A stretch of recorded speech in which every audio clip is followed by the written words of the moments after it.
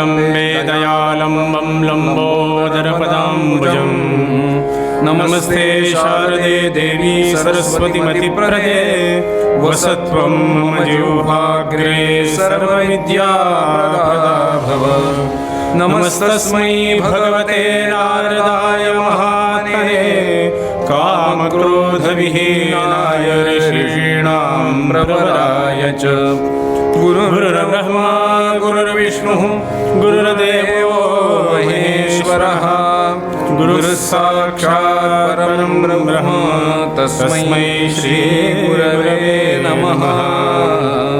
कुंडलीकवरदे हरिविठ्ठल श्री ज्ञानदेव तुकाराम पंढरीनाथ महाराज की जय। देवर्षि नारद महाराज की जय।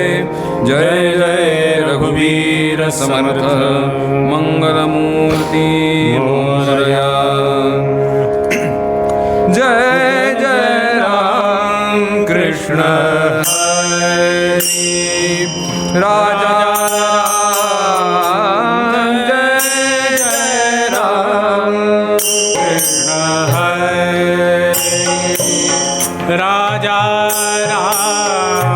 जय जय राम कृष्ण हरि हरि।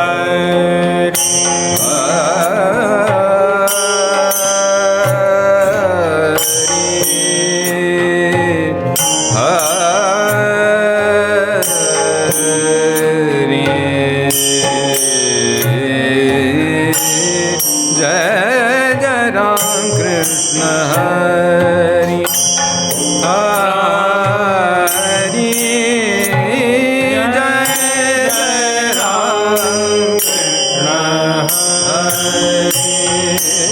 राजा राम। नवनीरद सम नवनीत प्रिय नवनीरद समा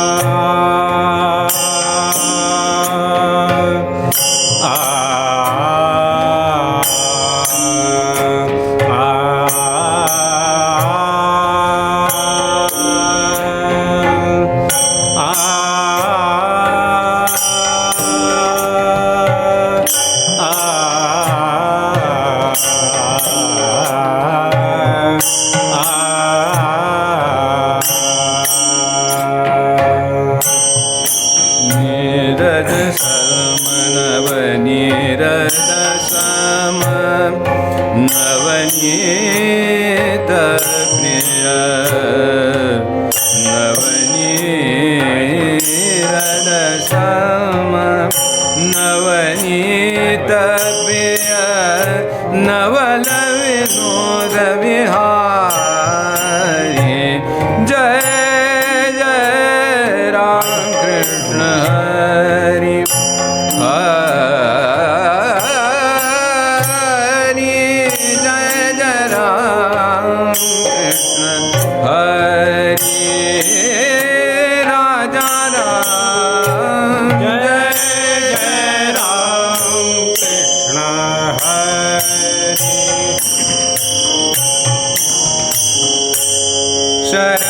शरणागत दीना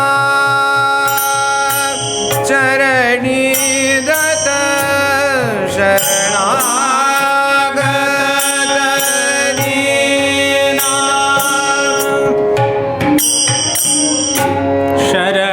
शरणागत दीना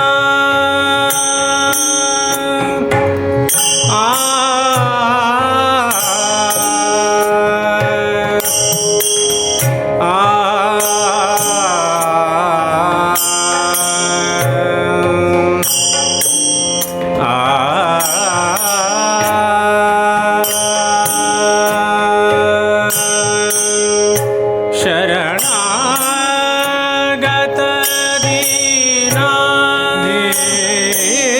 दीना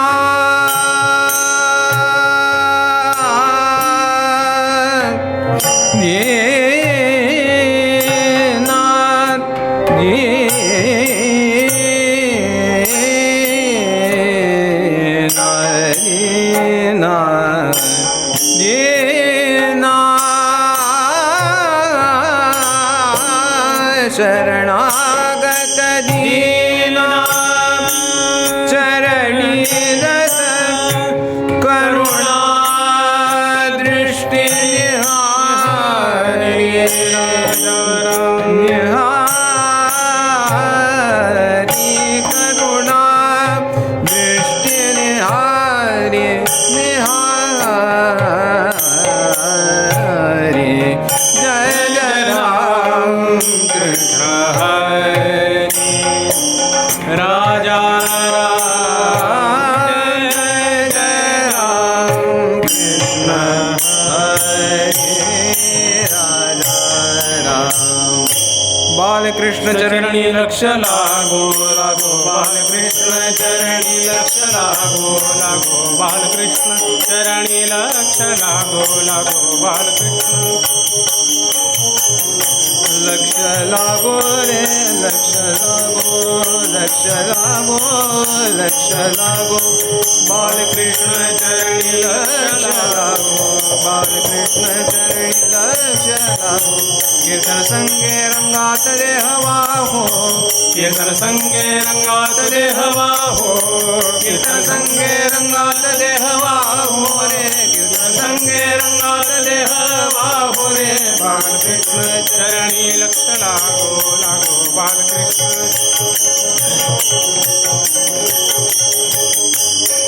स्वरूपी मन हे लाविता सौख्य आम्हा स्वरूपी मन हे लाविता सौख्य आम्हा हो स्वरूपी मन हे लाविता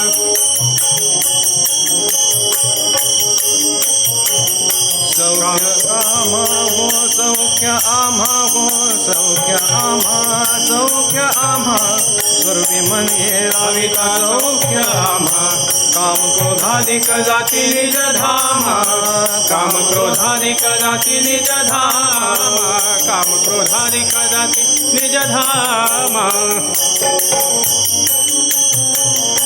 काम क्रोधाधिक जाती निज धाम हो बालकृष्ण चरणी लक्ष लागो लागो बालकृष्ण चरणी लक्ष लागो लागो बालकृष्ण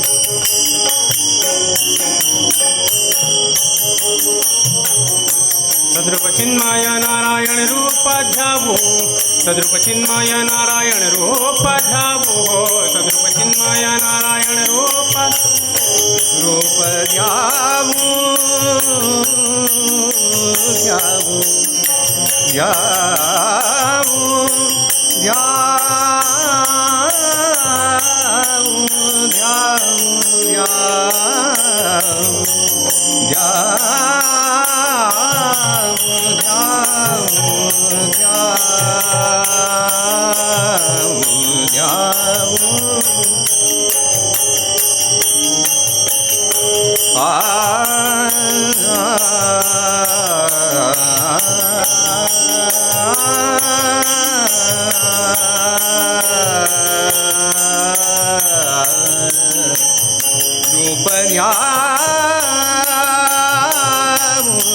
ध्यावो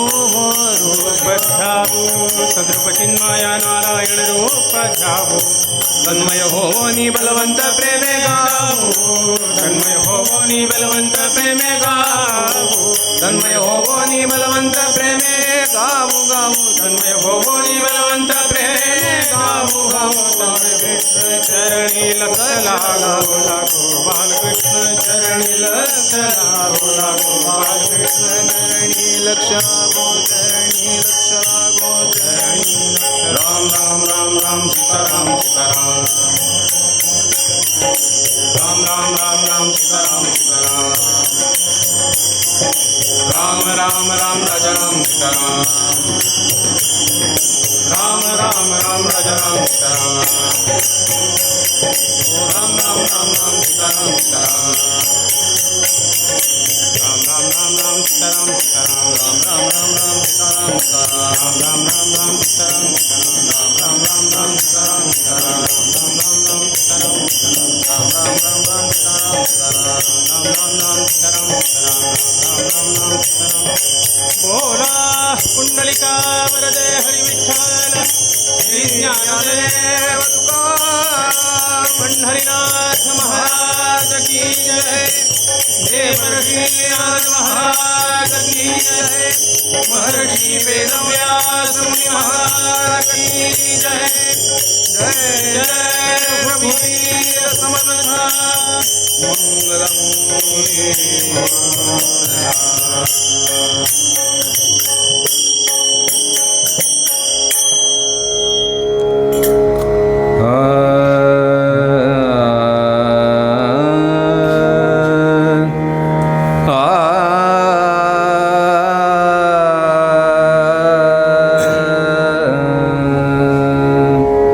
शांति परते नाही सुख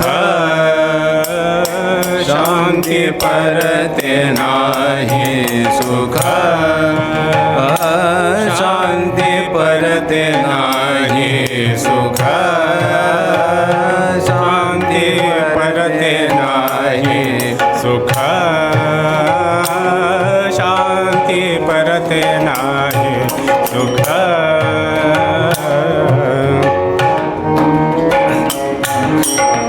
सुख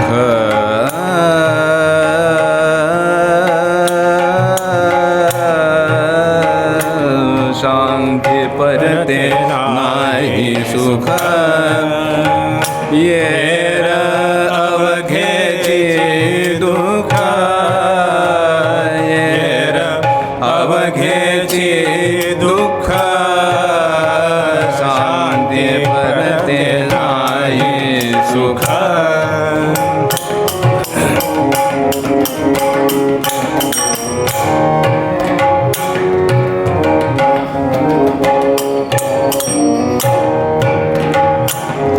मनवुनी शांती धरा मनवुनी शांती धरा मनवुनी शांती धरा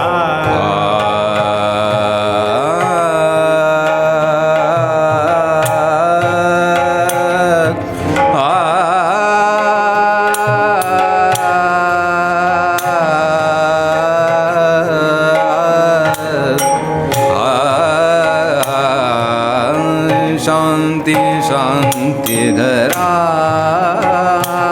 म्हणवुनी शांती धरा उतराल पैलतीरा उतराल पैलतीरा उतराल पैलतीरा शांती परते नाही सुख शांती परते नाही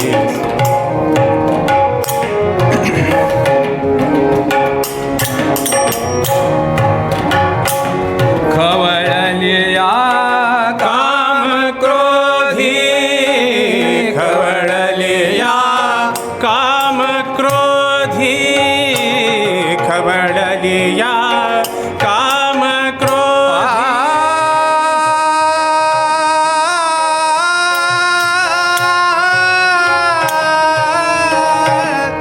खवळलिया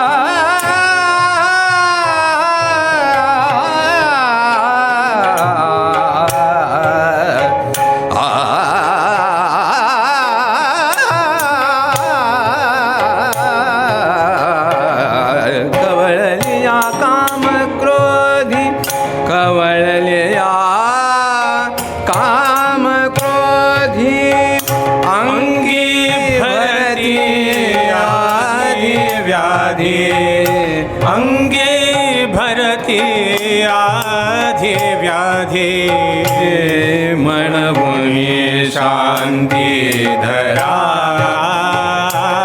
म्हणवुनी शांती धरा म्हणवुनी शांती धरा उतराल पैलतीरा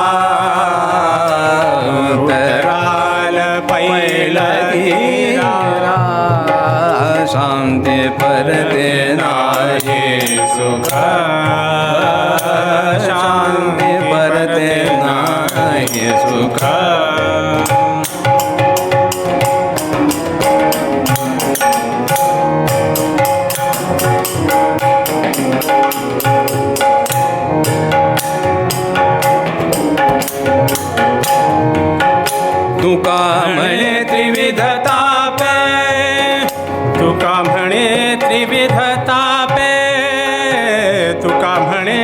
त्रिविध तापे तुका म्हणे त्रिविध तापे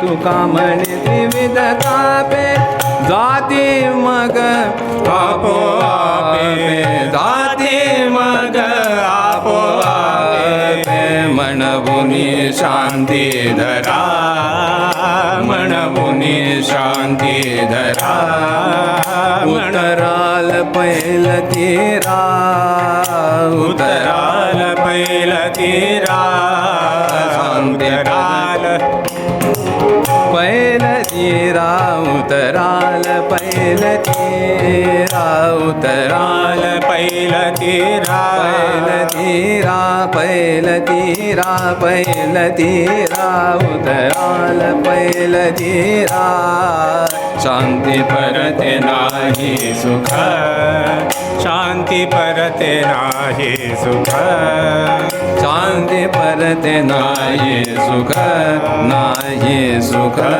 नाही सुख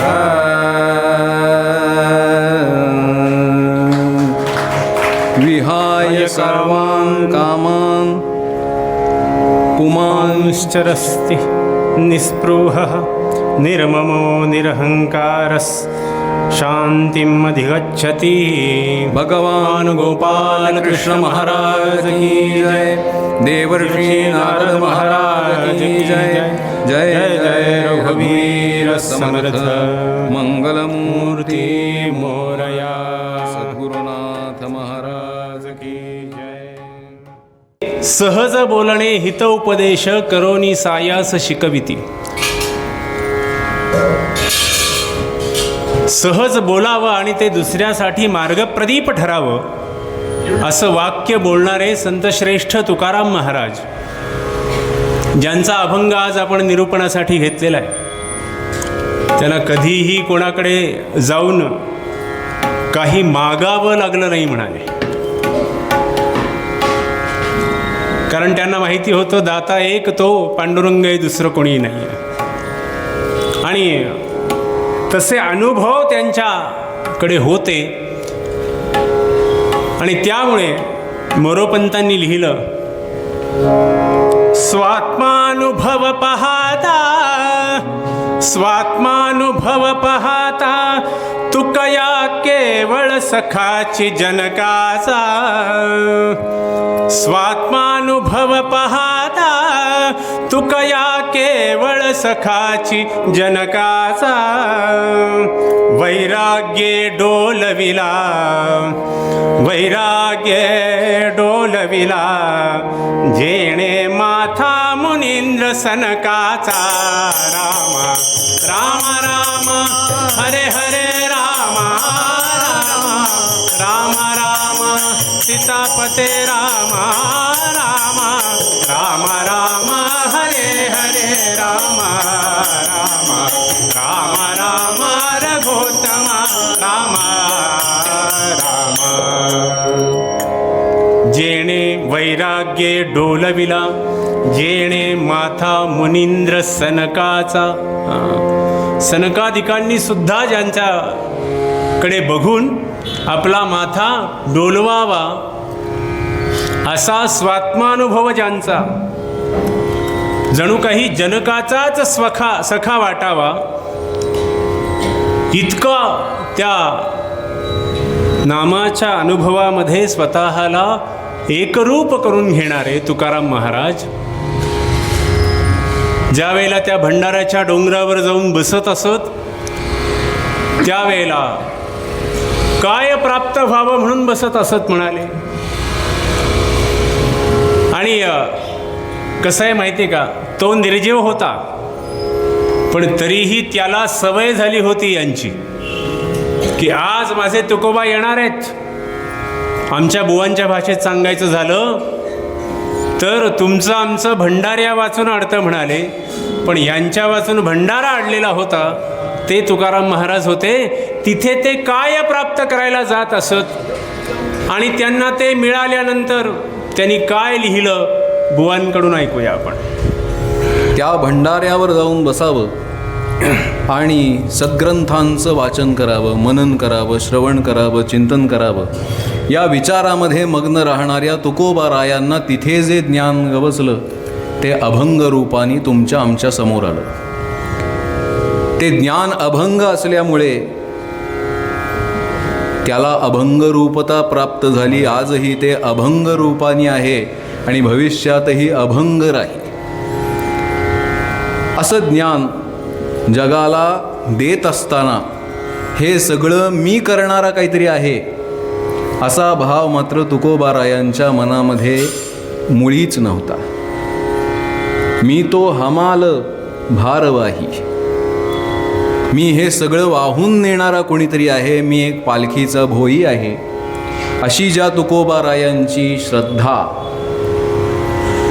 आत्यंतिक निष्ठा, ते तुकोबाराय आज पूर्वरंगासाठी घेतलेल्या पदामध्ये लिहितात की परमार्थामध्ये जर तुम्हा आम्हाला पुढे जायचं असेल तर त्यासाठी काय करायला पाहिजे, पुढे जाऊन जे प्राप्त करायचं आहे ते काय असलं पाहिजे, आणि या मार्गामध्ये नेमका कशाचा अडथळा होईल. या जगामध्ये जन्माला आल्यानंतर प्रत्येकाला सुखाची इच्छा आहे. मी कायम सांगत असतो की सुख पाहता जवा पाडे, दुःख पर्वता एवढे. सुख पर्वता एवढं जरी प्राप्त झालं, सुख पर्वता एवढं जरी प्राप्त झालं तरी जवा एवढं वाटतं. सुख पर्वता एवढं जरी प्राप्त झालं तरी जवा एवढं वाटतं, आणि दुःख जवा एवढं जरी झालं तरी पर्वता एवढं वाटतं.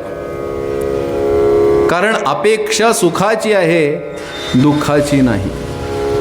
जे प्राप्त होणारं सुख आहे ते सुख माझ्या जीवनात कायम राहावं आणि जसं आता आहे तसंच राहावं.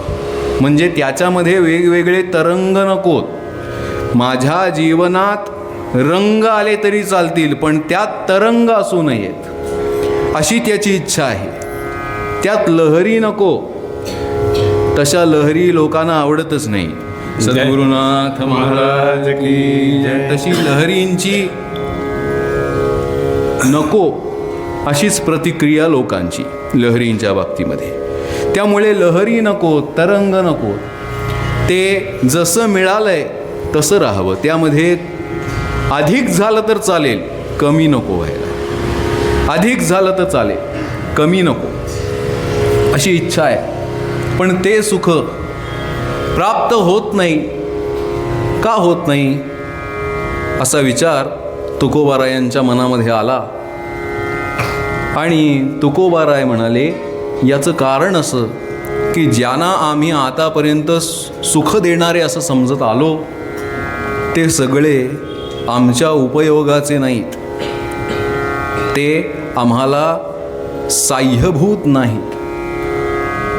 मग खरी मदत होईल, खरा हात मिळेल तो कुणाचा असा जर विचार केला तर तो खरा हात देऊ शकणारी जी आहे तिचं नाव शांती असं आहे. शांती परते नाही सुख, येर अवघेची दुःख. शांती विरहित सर्व काही हे तुकोबारायांच्या दृष्टीनं दुःखास्पद आहे. नवे नवे प्रत्यक्ष दुःखच आहे. आणि प्रत्यक्ष सुख म्हणून जर काही असेल तर ते सुख शब्दाद्वारे दाखवायचं झालं तर त्याचं नाव शांती असं आहे, असं तुकोबारायांचं म्हणणं आहे. शांती परते नाही सुख, येर अवघेची दुःख, म्हणूनी शांती धरा, उतराल पैल तिला. कशी काय धरायची शांती? सगळीकडे शांती चालते का हो, मला सांगा बरं तुम्ही. माझ्यासारखा माणूस असेल तर शांत बसून बोलेल का तो? अजिबात नाही. सगळीकडे शांती चालणारच नाही आहे बुवा. कबूल केलं ते बरंच आहे. आणि तसं पाहायला गेलं तर ती उपयोगाची सुद्धा नाही आहे. आता तुम्ही शांत बसलायत हे ठीक आहे, पण ज्या वेळेला मी तुम्हाला गजर करा असं म्हणून त्यावेळेला गजर करावा लागेल की नाही? तिथे शांतता ठेवून चालेल का हो, मला सांगा बरं तुम्ही. पण सगळीकडे मग गजरानी जे कीर्तनाचा- प्राप्त होणार आहे हां. ती शांती आहे. नाही, पण गजर केला तर पाहिजे. त्या शांतीसाठी काय करायचं ते बुवा करतील, पण मला काही हे मान्य नाही आहे. शांती काही सगळीकडे उपयुक्त नाही. वास्तविक पाहता असं आहे की जिथे आपल्याला क्रोधाची आवश्यकता आहे तिथे क्रोध आणावाच लागतो. लक्षात ठेवा. नुसतं शांत बसून चालत नाही. एखादा माझ्या येऊन त्यांनी माझ्या कानात लावली तर मी शांत बसून कसं चालेल? ते म्हणाले ते मागचं युग होतं, ते गेलं निघून. बरोबर आहे की नाही? तेव्हा असं चालेल का मला सांगा तुम्ही? दोन जुळे भाऊ होते आणि दिसायला अगदी सारखे, एकाला झाकावा आणि दुसऱ्याला काढावा, इतके सारखे होते ते. झालं असं, दोघेही जण हळूहळू मोठे झाले.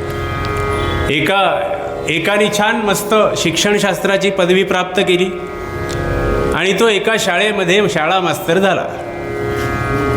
आणि दुसरा मात्र त्याच्याच सारखा दिसायला, पण अर्धांड होता, धिप्पाड होता. म्हणाले त्यांनी काय केलं?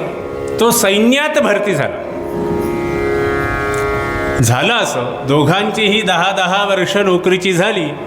दरवर्षी हा आपला दिवाळ सणाला म्हणा, कुठल्या सणाला येत असे, गणपतीला वगैरे. एके दिवशी हा दिवाळीच्या सणाला घरी आला सैनिक. आणि घरी आल्याच्या नंतर शाळा मास्तरच्या डोक्यात काय आलं कुणास ठाऊक. तो म्हणाला, दादा, अरे माझ्या मनात असं आलं आत्ता. ते म्हणाले, काय आलं, पटकन सांग. नाही, असं करूया का, मी थोडे दिवस तुझ्या जागेवर जातो आणि तू माझ्या जागेवर जा. तसंही आपल्याला कोणी ओळखू शकणार नाही आहे, ही आपली सोय आहे. तो म्हणाला, ठीक आहे, काही हरकत नाही, मला तेवढाच थोडासा चेंज मिळेल. म्हणाला, बरं होईल. आणि आला हो हा. तो निघून गेला सीमेवरती आणि हा शाळेत जायला यांनी सुरुवात केली. शाळेची वेळ होती 7. हा बरोबर 6:59 शाळेच्या गेटवर हजर आणि हातात हे भलं मोठं छडी घेतलेली आणि दारावर उभा आहे. येणारे शिक्षक ते म्हणाले, रोजचे सर गेले कुठे आज? हे काय रूप यांचं? आलेल्या मुलांना हातावरती सणसणीत छडी मारतायत. आणि तिकडे याच्या उलट चित्र होतं. अहो, इकडे मुलं तरी छडी खात होते, शिक्षकांना सुद्धा दरारा बसला. एक दिवस शाळा पुढे जायला लागलेली होती. आणि काही दिवसात झालं असं, शाळेत कोणीच येईनासं झालं हो, अशी अवस्था झाली. आणि तिकडे मात्र काय झालं होतं माहिती का? त्यांनी समोरच्या सैनिकाला सांगावं, बसा बसा बसा बसा, मी तुम्हाला शांतीपाठ शिकवतो म्हणावं. हां, आपण सगळे भाऊ नाही आहेत का हो? आपण इतक्या शेजारी राहतो, सीमेला सीमा लागून. चला आपण शांतीपाठ करूया. अरे, अशा गोळ्या घालू नयेत एकमेकांना. रक्त सांडण्यात काही अर्थ नाही आहे बरं का. काय झालं या रक्त सांडण्यामुळे? मग आपण विभक्तच होतोय अजूनही, आणि जेवढे दूर गेले त्याच्यापेक्षा अधिक दूर चालले. असं करू नये. साने गुरुजींची गोष्ट सांगतो मी तुम्हाला, बसा बसा बसा, असं सांगायला सुरुवात केली आहे. आणि त्यांच्या त्या जनरलला प्रश्न पडला, अरे ह्याचं झालं काय नेमकं? असा प्रश्न पडला. इकडे शाळा बंद पडायची वेळ आली आणि तिकडे युद्ध हरायची वेळ आली हो. का झालं माहिती का? जिथे जे हवं होतं तिथे ते राहिलं नाही. सीमेवरती क्रोध जास्त गरजेचा नाही आहे का? त्याच्यामध्ये भारताचं संरक्षण होतं, भारत मातेचं संरक्षण होतं. तिथे जर शांती धरून चाललं असतं तर भारत संरक्षित राहिला असता का? भारताचं संरक्षण म्हणजे पर्यायाने प्रजेचं संरक्षण, आणि प्रजेचं म्हणजे प्रत्येक व्यक्तीचं, प्रत्येक माणसाचं, प्रत्येक जीवाचं. मला सांगा, जीवाला शांतीने सुख मिळालं असतं का? तिथे क्रोधानेच सुख मिळवणं गरजेचं होतं. आलं का लक्षात बुवा? हे जरी खरं असलं तरी सध्याचा विचार केला तर अशी कोणतीही शिक्षा शाळांमध्ये करता येत नाही याचा साक्षी मी आहे आणि तुम्ही पण याला साक्षी असाल. कोणतीही अशी शिक्षा शाळांमध्ये करता येत नाही.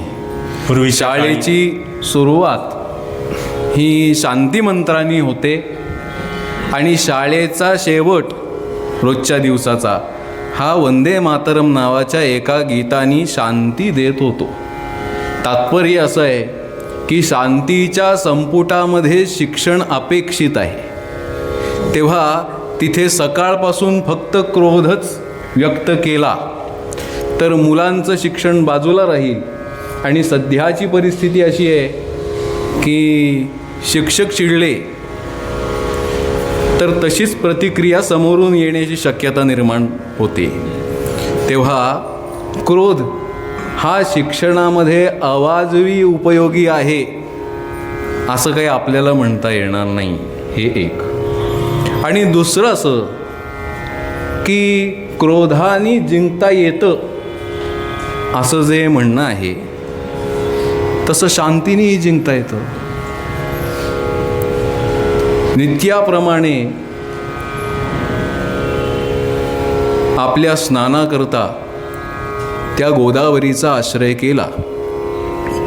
गंगे च यमुने चैव गोदावरी सरस्वती नर्मदे सिंधु कावेरी जलेस्मिन् सन्निधिं कुरु. मंत्र म्हणत स्नानाला आरंभ झाला. स्नान झालं आणि आता आह्निक करण्याकरता हे घाटावर आले. घाटावर आलेत म्हटल्यानंतर एक दुर्जन तिथे उभा होता. त्या दुर्जनाने आपलं कार्य त्यांच्या बाबतीत केलं. जे करू नये ते त्यांनी केलं. सांगण्याची आवश्यकता नाही. ते त्यांनी केलं. त्याचा मुखरस आपल्या शरीराला लागलाय म्हटल्यानंतर किती संताप व्हायला पाहिजे. पण अजिबात संताप झाला नाही. पाठ फिरवली. गोदावरीमध्ये पुन्हा गेले. स्नान केलं. गंगा स्नान करून परत वर आले. परत त्याने तीच कृती केली. एकदा दोनदा चारदा सहादा आठदा दहादा नव्हे शेकडो वेळा त्यांनी हेच केलं. शेकडो वेळा तो हे करीत राहिला. नाथराय स्नान करीत राहिले. शेवटी 109व्या वेळेला परिस्थिती अशी झाली की स्नान करून नाथराय घाटावर आले आणि घाटावर आल्यानंतर या माणसाने आता पुन्हा आपला जो विचार आहे तो विचार बाजूला ठेवून साष्टांग दंडवत प्रणिपात नाथांसमोर केला. याचा अर्थ असा की क्रोधाने सगळ्यांना जिंकता येतं असं नव्हे, तर जिंकण्याकरता शांती पाहिजे. तंटा करून सगळीकडे आपलं मत प्रस्थापित करता येतं असं नव्हे. काही ठिकाणी मौन राहूनही शांत राहूनही आपलं म्हणणं ठामपणाने सांगता येतं, मांडता येतं, जगासमोर आदर्श निर्माण करता येतो नव्हे. यामध्ये आपले कोणतेही विकार वाढत नाही. आपण निर्विकार राहतो आणि समोरच्यामध्ये परिवर्तन घडतं. म्हणून म्हणवुनी शांती धरा उतराल पैल तीरा. सगळेच काय एकनाथ महाराज असतात का हो? शक्य आहे का सगळे एकनाथ महाराज होणं? मला सांगा बरं तुम्ही. क्रोध जरी नाही, क्रोध जरी नाही, क्रोध जरी नाही, मग सुख कैसे त्याला पाही, मग सुख कैसे त्याला पाही, मग सुख कैसे त्याला पाही, मग सुख कैसे त्याला पाही. क्रोध हवा स्मरण कराया, क्रोध हवा तो समर कराया, क्रोध हवा तो समर कराया, क्रोध हवा दुष्कृती वाराया, क्रोध हवा दुष्कृती वाराया, क्रोधहीन जरी असताराया, क्रोधहीन जरी असताराया, नाही जयद्वाही, नाही जयद्वाही, नाही जयद्वाही.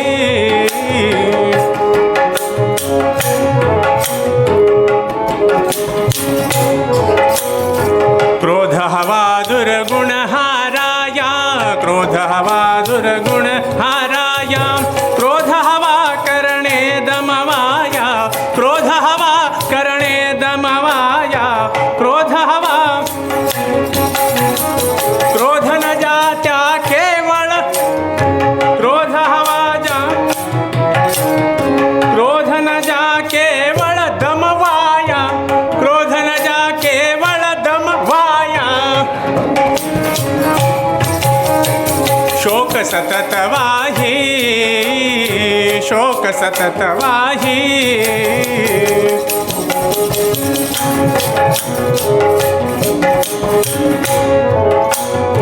क्रोध जरी नाही, क्रोध जरी नाही, मग सुख कैसे त्याला पाहे, मग सुख कैसे त्याला पाहे, मग सुख कैसे, मग सुख कैसे, मग सुख कैसे, मग सुख कैसे त्याला पाहे. कसं मिळेल हो त्याला सुख? क्रोध नसेल तर मला सांगा बुवा. भगवान गोपाल कृष्णांना क्रोध आणावाच लागला, त्याच्याशिवाय धर्माची संस्थापना करता आली का? त्यांना जर क्रोध आला नसता, कंसाच्या छातीवर बसून क्रोधाने त्याच्या छातीवर मुष्टिप्रहार केला नसता, तर कंसाचा वध झाला असता का? रावणासारखा दुराचारी माणूस, सीतामाईंना पळवून नेणारा, जर भगवान रामचंद्रांनी त्याच्यावरती बाणांची वृष्टी क्रोधाने केली नसती, तर त्याचा वध झाला असता का? अहो, त्रिपुरासुराला मारण्यासाठी भगवान शंकरांना क्रोधच यावा लागला, त्याच्याशिवाय त्रिपुराचा वध झाला नाही. त्याच्यामुळे मला असं वाटतं, जिथे आवश्यकता आहे तिथे क्रोध असणं गरजेचं आहे. नाहीतर कसं आहे माहिती आहे का, नुसतंच गोड गोड गोड गोड शांतीत बोलायचं आणि समोरच्याची शुगर वाढवायची, असला प्रकार व्हायला नको म्हणाले. असलं काही मला जमणार नाही बरं का. क्रोध जिथे हवाय तिथे हवाच आहे, असं मला वाटतं. शुगर असल्याशिवाय कार्य पण होऊ शकत नाही, असंही आहे. कमी होऊन चालत नाही, संपूनही चालत नाही, ती पाहिजे. आणि प्रत्यक्ष साखर घेण्यापेक्षा बोलण्यातनं साखर घेतलेली कायम चांगली नाही का? प्रत्यक्ष साखर खाण्यापेक्षा बोलण्यातनं साखर घेतलेली, गोडी घेतलेली चांगली केव्हाही. क्रोध हवा असं तुमचं जे म्हणणं आहे, त्या म्हणण्याला अनुलक्षून पुढे जायचं तर असं दिसतं की भगवान शंकरांना क्रोध आला, भगवान रामचंद्रांना क्रोध आला, भगवान गणेशांना गजाननाला क्रोध आला वगैरे उदाहरणं आपण आता दिलीत इथे समोर. पण कोप आला कपिल मुनीसी, कोप आला कपिल मुनीसी, तेने भस्म केले सगरांसी. शांत दांत म्हणून ज्यांच्याकडे पाहतात त्या कपिल मुनींना सुद्धा एकदा कोप आला. आणि काय झालं? कपिल मुनींच्या जीवनातलं सारं सुख त्या क्षणापुरतं लयाला गेलं. वास्तविक देवहूती नावाच्या आपल्या मातेला ज्ञान देणारे अत्यंत विद्वान म्हणून जगामध्ये प्रसिद्ध, पण भस्म केले सगरांसी, तत्क्षणी सगरांचं भस्म झालं. काय अपराध होता त्या सगरांचा? काहीही सगरपुत्रांचा अपराध नव्हता, पण भस्म झाला. हा क्रोधाचा परिणाम आहे. आणखीन असं आहे, कोप आला गौतमासी, गौतम मुनींना असाच कोप आला आणि सगळी परिस्थिती जाणून न घेता तेने शापिले अहिल्येसी. अहिल्येला शाप दिला, शापवाणी उच्चारली गेली. गौतम महाज्ञानी, पण त्या क्षणी आपल्या पत्नीचा वियोग आपल्याला काही काळासाठी होईल याची जाणीव त्यांच्या मनामध्ये उरली नाही. हा क्रोधाचा परिणाम आहे. पुढे जाऊन सांगतो, अहो कपिलांना क्रोध आला, गौतमांना क्रोध आला, पण सनतकुमार ब्रह्मसूत त्यांना सुद्धा कोप आला. अडवलं वैकुंठाच्या दाराशी, संताप झाला आणि त्या संतापाने जय विजयाना त्यांनी शाप दिला. अत्यंत वैराग्यशील असे जे सनतकुमार, ते सनतकुमार सुद्धा आपल्या स्थानापासून त्या क्षणाकरता खाली आले. ही किमया कुणी केली? नाथराय म्हणाले, हे सगळं करणारा क्रोध आहे. तो क्रोधच बोलतोय हे सगळं, की बघा पहा या जगामध्ये मी कसा बलवान आहे. कपिल मुनींना सुद्धा मी माझ्या ताब्यात ठेवलं, गौतम मुनींना सुद्धा मी माझ्या ताब्यात ठेवलं, जमदग्नींना सुद्धा मी माझ्या ताब्यात ठेवलं, परशुरामांच्या हातून सुद्धा काही गोष्टी मी घडवून आणल्या. तेव्हा यांच्यापेक्षा सुद्धा माझी श्रेष्ठता जगामध्ये आहे. मोठ्याचं मोठेपण जगाला कळू नये याची व्यवस्था करणारा हा क्रोध आहे. रजोगुण समुद्भव आहे आणि जोपर्यंत रजोगुणाचं प्राबल्य आहे तोपर्यंत चिरकाल टिकणारं सुख होणं शक्य नाही. मग यासाठी काय पाहिजे?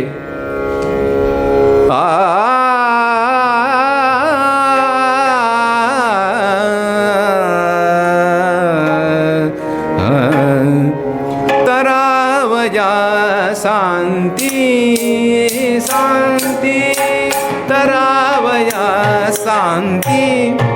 शांत असलेल्या या जगामध्ये तरण्याकरता शांती, तरावया शांती, तरावया शांती शांती, तरावया शांती. यज्ञ करून मिळवी शांती, यत्न करून मिळवी शांती, यत्न करून मिळवी शांती, तरावया शांती.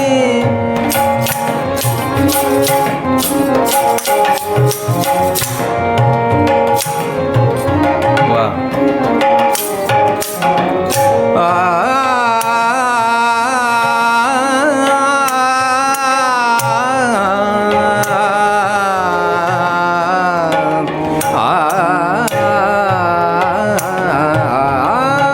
तरावया शांती,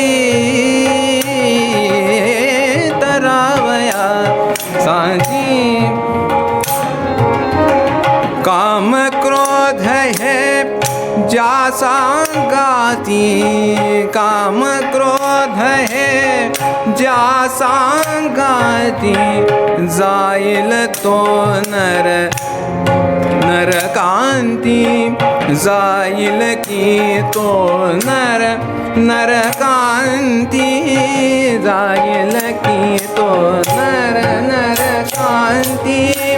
काम क्रोध है ज्या सांगाती, काम क्रोध है ज्या सांगाती, जाईल की तो नरकांती, जाईल की तो नरत्व कांती असं घेऊन आलेला असला, नरकांती घेऊन आलेला असला तरी जाणार कुठे? नरकांती. जाईल की तो नरकांती. विषय त्यागुनी समजुनी वांती, विषय विषया समजुनी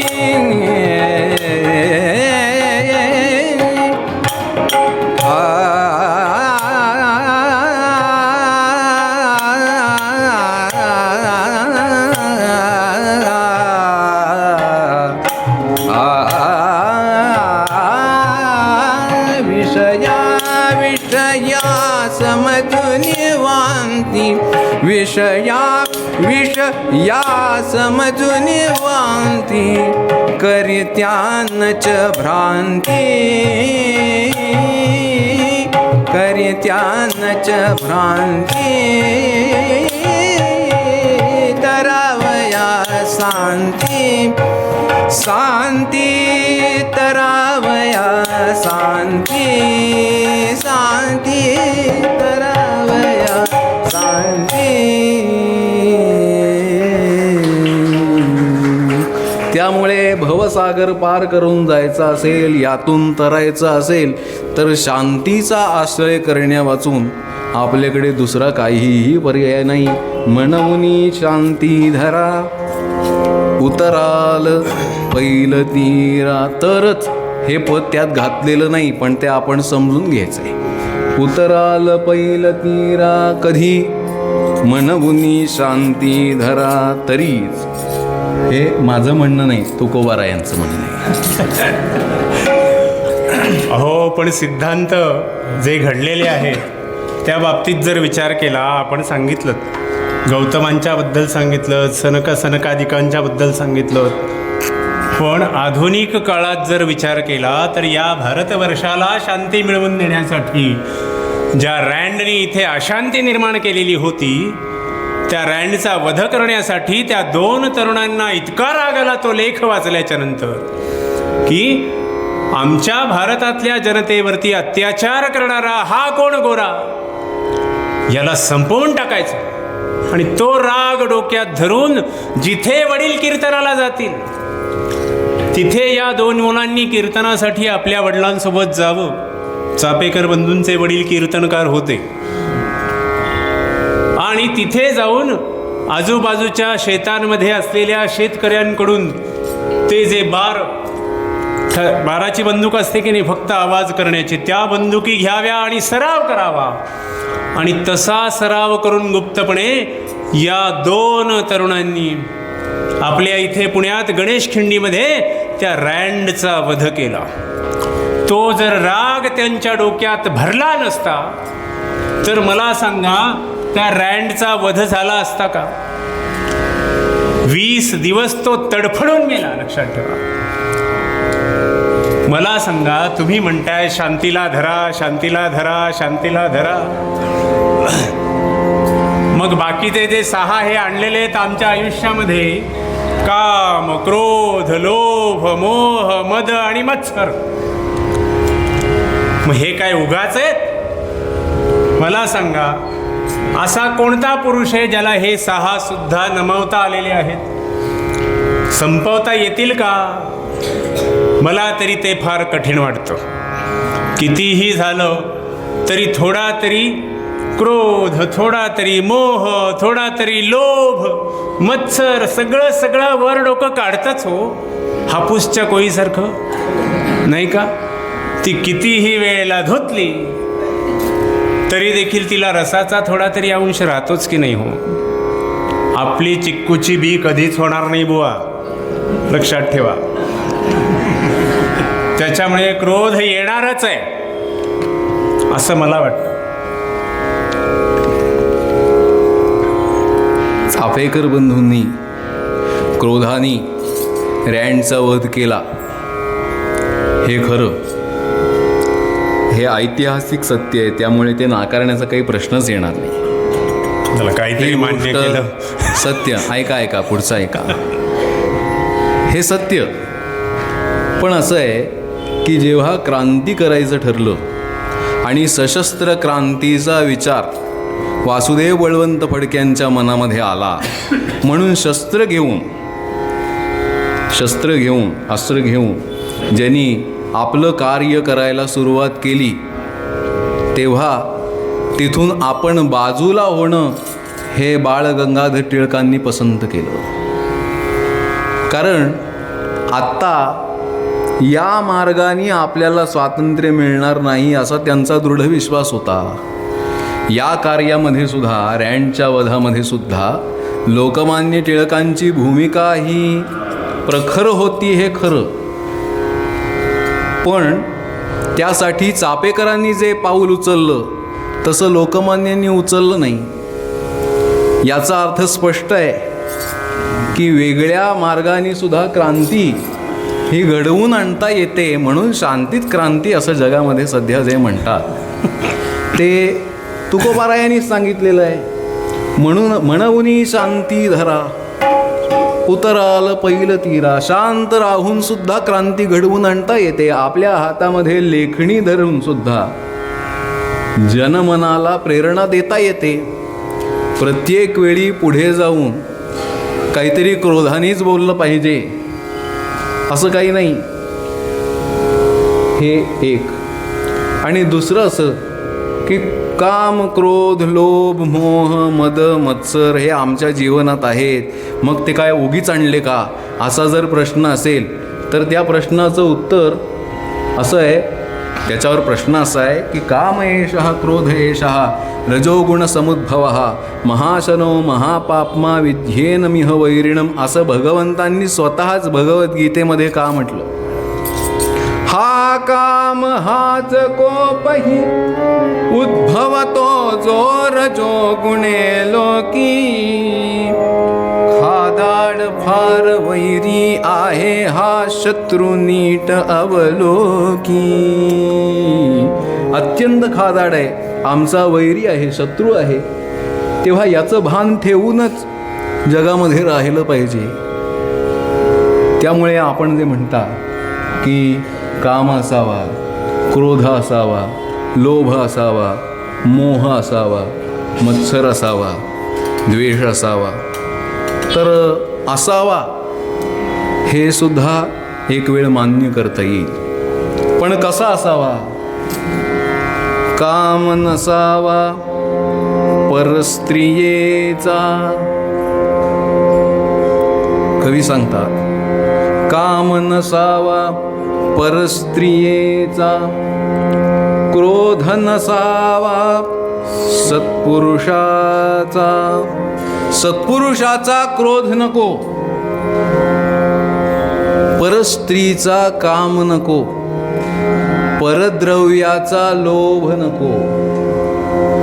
अशा तऱ्हेनं जर या काम क्रोध लोभ मोह मद मत्सर यांना वळवता आलं म्हणजे त्यांची सगळी शक्ती काढून आपल्या ताब्यात जर त्यांना आणता आलं तरच ते उपकारक आहेत, नाहीतर अपकारक आहेत असं संतांचं सांगणं आहे. म्हणूनी शांती धरा. म्हणजे तुम्हाला असं म्हणायचं आहे क्रोध आवश्यक आहेच आहे, फक्त त्याचं तोंड वळवा. बरोबर आहे की नाही? फक्त त्याचं तोंड वळवा. कशासाठी? त्याच्या पुढचं सांगितलं आहे. ते म्हणतात काय? काम असावा ईश्वर भजनी. कुठे असावा म्हणाले? काम असावा ईश्वर भजनी, क्रोध असावा इंद्रिय दमनी, तीर्थ प्रसाद शेष ग्रहणी, लोभ अपार असावा. ते म्हणतात काम जर असेलच तो ईश्वराची प्राप्ती करण्यासाठी असावा, आणि क्रोध तो असावाच केव्हा? ज्या वेळेला विषय डोकं वर करतात ना त्यावेळेला त्या विषयांचा क्रोध यावा. विष यात आहे हे कळावं, आणि म्हणून त्या विषयांच्या विषयी मनामध्ये क्रोध जरूर यावा. तो आला नाही तर ते विषय आपल्यावरती हवी होतील. तेव्हा आपल्याला क्रोध आणायचाच आहे, पण तो या विषयांच्यासाठी. जर त्यांना क्रोधाने त्यांचं दमन केलं नाही, त्यांना आम्ही हरवलं नाही, तर मात्र आपल्यावरती ते सत्ता गाजवतील. म्हणून तिथे क्रोध असावा असं वाटतं. असं जर केलं तर क्रोधाचा सकारात्मक उपयोग होईल आणि क्रोध आपल्याला जीवनामध्ये उन्नत होण्यासाठी उपकारक ठरेल. हे महत्त्वाचं आहे बुवा. याचा अर्थ परमार्थ करताना कामक्रोध उपयोगाचे नाहीत. परमार्थ करताना कामक्रोध उपयोगाचे नाहीत.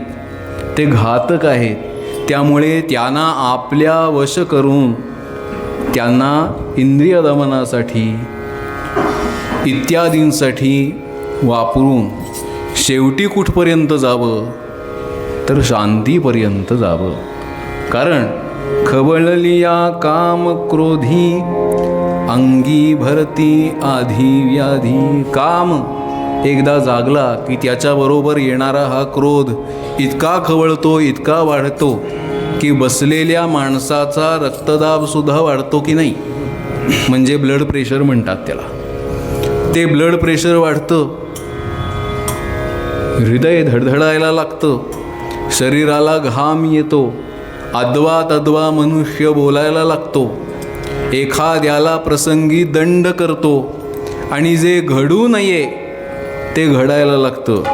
अहो सध्याचा सगळा काळ जर पाहिला आत्ताचा तर शांती धरणं किती महत्त्वाचं आहे. कारण क्रोधाने काहीतरी झालं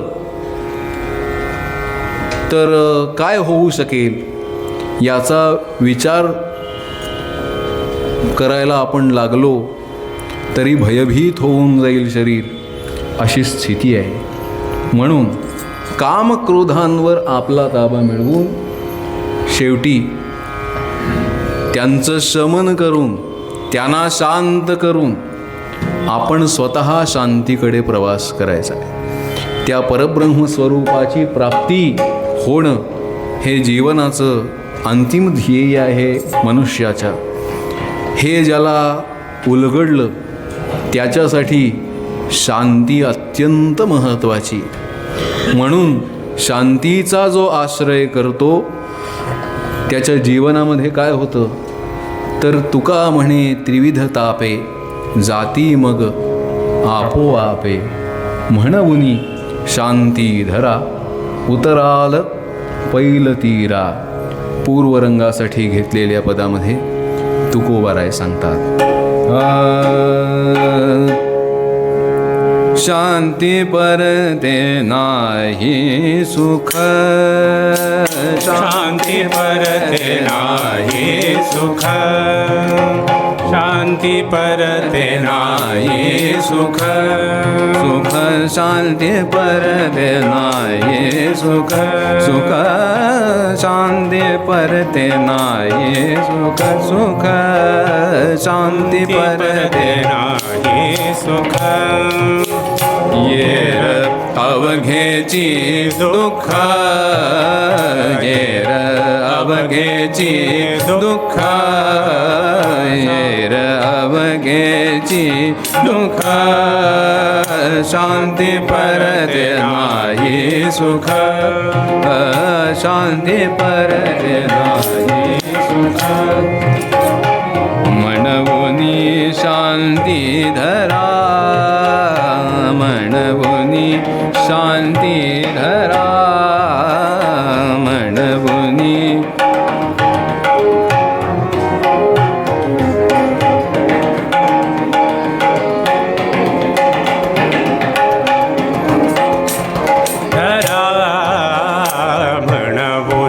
शांती धरा. उतराल पैल तीरा. उतराल पैल तीरा. शांती परते नाही सुख. परते नाही सुख. शांती परते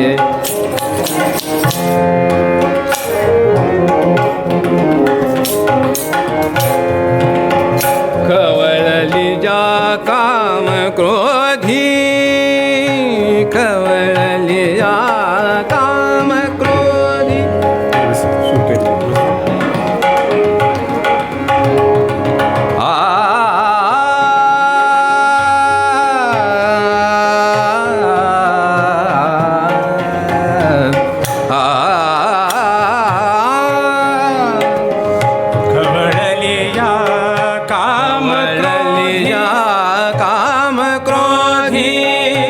खवळली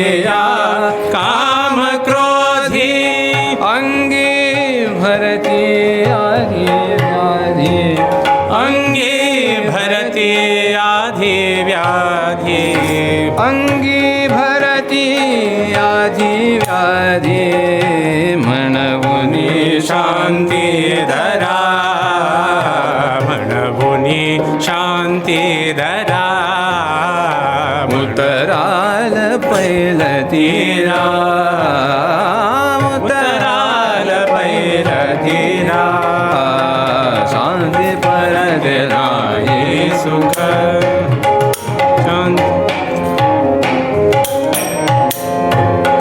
तुका म्हणे त्रिविध तापे तुका म्हणे त्रिविध तापे जाती मग आपोआपे जाती मग आपोआपे म्हणूनी शांती धरा म्हणूनी शांती धरा उतराल पैल तीरा उतराल पैल तीरा शांती परत नाही सुख शांती परत नाही सुख नाही सुख नाही सुख तानो तनन तानो तनन तानो तनन तानो तनन तानो तनन तानो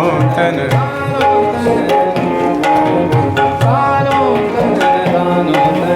तानो तनन तानो तनन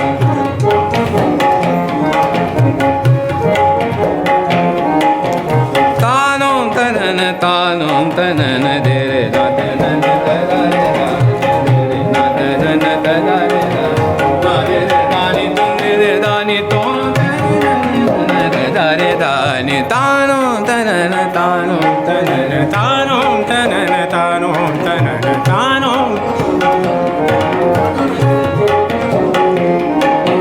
दे रे ना तनन तदारे दानी दे रे ना तनन तदारे दानी ना दे रे दानी तुम रे दानी ओम तनन तदारे दानी तानो तनन तानो तनन तानो तनन तानो तनन ना दे रे दानी तुम दे दानी ना दे दानी तुम दे दानी नादिर दिरदानी तुम दिरदानी नादिर दिरदानी तुम दिरदानी दे रे ना तनन तदारे दानी दे रे ना तनन तदारे दानी धा तिरगिड धुम तिरगिड धैता गिड नग तिरगिड धा दान धा धा क्रांधा तदारे दानी तानो तनन तानो तनन तानो तनन तानो तनन तानो तनन तानो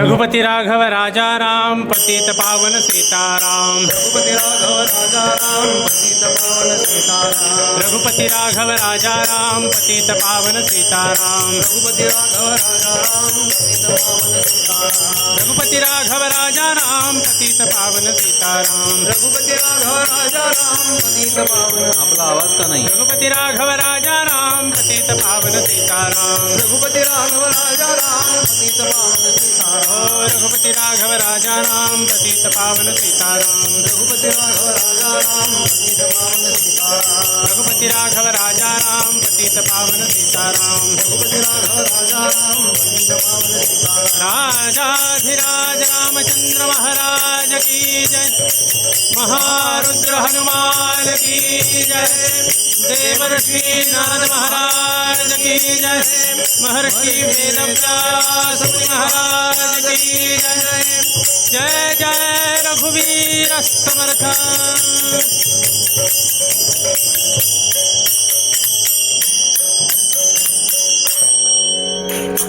अजूनही पत्र आलं नाही.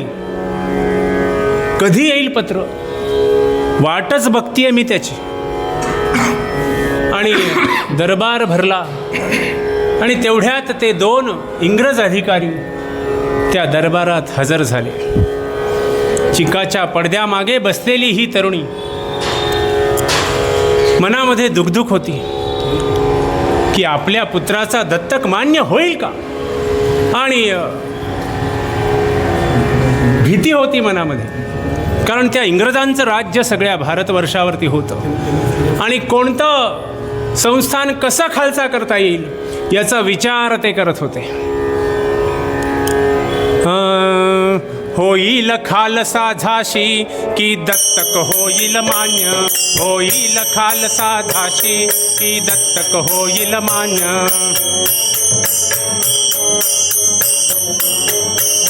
आशा की भव्य निराशा प्रश्न हाच चिंताजन्य, आशा की भव्य निराशा प्रश्न हाच चिंताजन्य.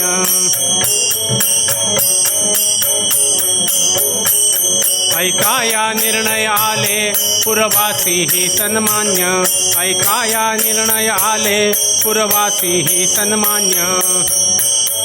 त्या 2 इंग्रज अधिकाऱ्यांनी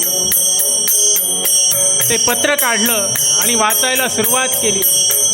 त्याच्यात असं लिहिलेलं होतं, खालसा जाहली झाशी, खालसा जाहली झाशी, झोंबले शब्द राणीसी, झोंबले शब्द राणीसी, बोलली रेसिडेंटासी, बोलली रेसिडेंटासी, देणार नाही कोणासी आवडती माझी झाशी, देणार नाही कोणासी आवडती माझी झाशी, देणार नाही कोणाशी आवडती माझी झाशी, माझी झाशी, माझी झाशी, माझी झाशी मी देणार नाही. उठले हो चवताळून, तलवार हातात घेतली, म्यानातून बाहेर काढली, चिकाचा पडदा टर फाडून टाकला. बाहेर येऊन एखाद्या रणरागिणीसारखी त्या 2 इंग्रज अधिकाऱ्यांवरती आता तुटून पडणार. त्यांना सांगितलं, मेरी झाशी नाही दूंगी म्हणा, मी माझी झाशी तुम्हाला कधीही देणार नाही, कदापि तुम्हाला ती मिळणार नाही. अहो राणीसाहेब, झाशी जरी तुमच्याकडून काढून घेतलेली असली तरी देखील महिना 5,000 रुपये तुम्हाला मिळणार आहेत. एक भला मोठा वाडा राहायला मिळणार आहे गावामध्ये, इतकं वैभव तुम्हाला मिळणार आहे. अजून काय हवंय? तुमच्या एकटीला आणि तुमच्या त्या मुलाला लागणार किती आहे म्हणाले. असा क्रोध डोक्यामध्ये भरला. या इंग्रजांना मी कशी संपवू हाच विचार मनामध्ये चाललेला होता. संताप झालेला होता आणि या संतापापोटी एकदा जी प्रतिज्ञा केली ती शेवटापर्यंत न्यायचीच. या निकरानी मान धन प्रभूमी जे वदलो कर्तव्य ते करीन खरे. निश्चय केला, जे मी बोललोय ते आता केल्याशिवाय राहणार नाही, जे मला हवंय ते मिळवल्याशिवाय मी राहणार नाही. न प्राप्त झालं मला ते तर यांनाही मी सुखाने जगू देणार नाही. खवळली या कामक्रोधी अंगी भरती आधी व्याधी, तशी अवस्था झाली. आणि त्या अवस्थेमध्येच जे घडू नये असं हातून घडेल की काय अशी परिस्थिती झाली. संतापानं या राजाची स्वारी गोमातेजवळ येऊन पोहोचली. जिला नित्य नमस्कार करावा, जी आपली माता आहे म्हणून वंद्य मानावी, तो सगळा विचार बाजूला पडला होता. तिला धरलं आणि ओढून पुढे न्यायला सुरुवात केली.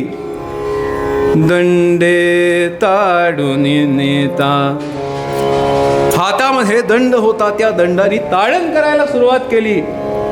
दंडे ताडून नेता, दंडे ताडून नेता, धेनु ती फोडी फार अंबरडे.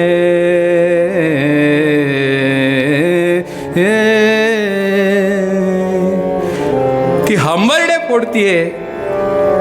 एकीकडे ज्यांच्या आश्रमात ही येऊन राहिलीये त्यांच्या डोळ्यात हा सारा प्रसंग पाहून पाणी आलंय.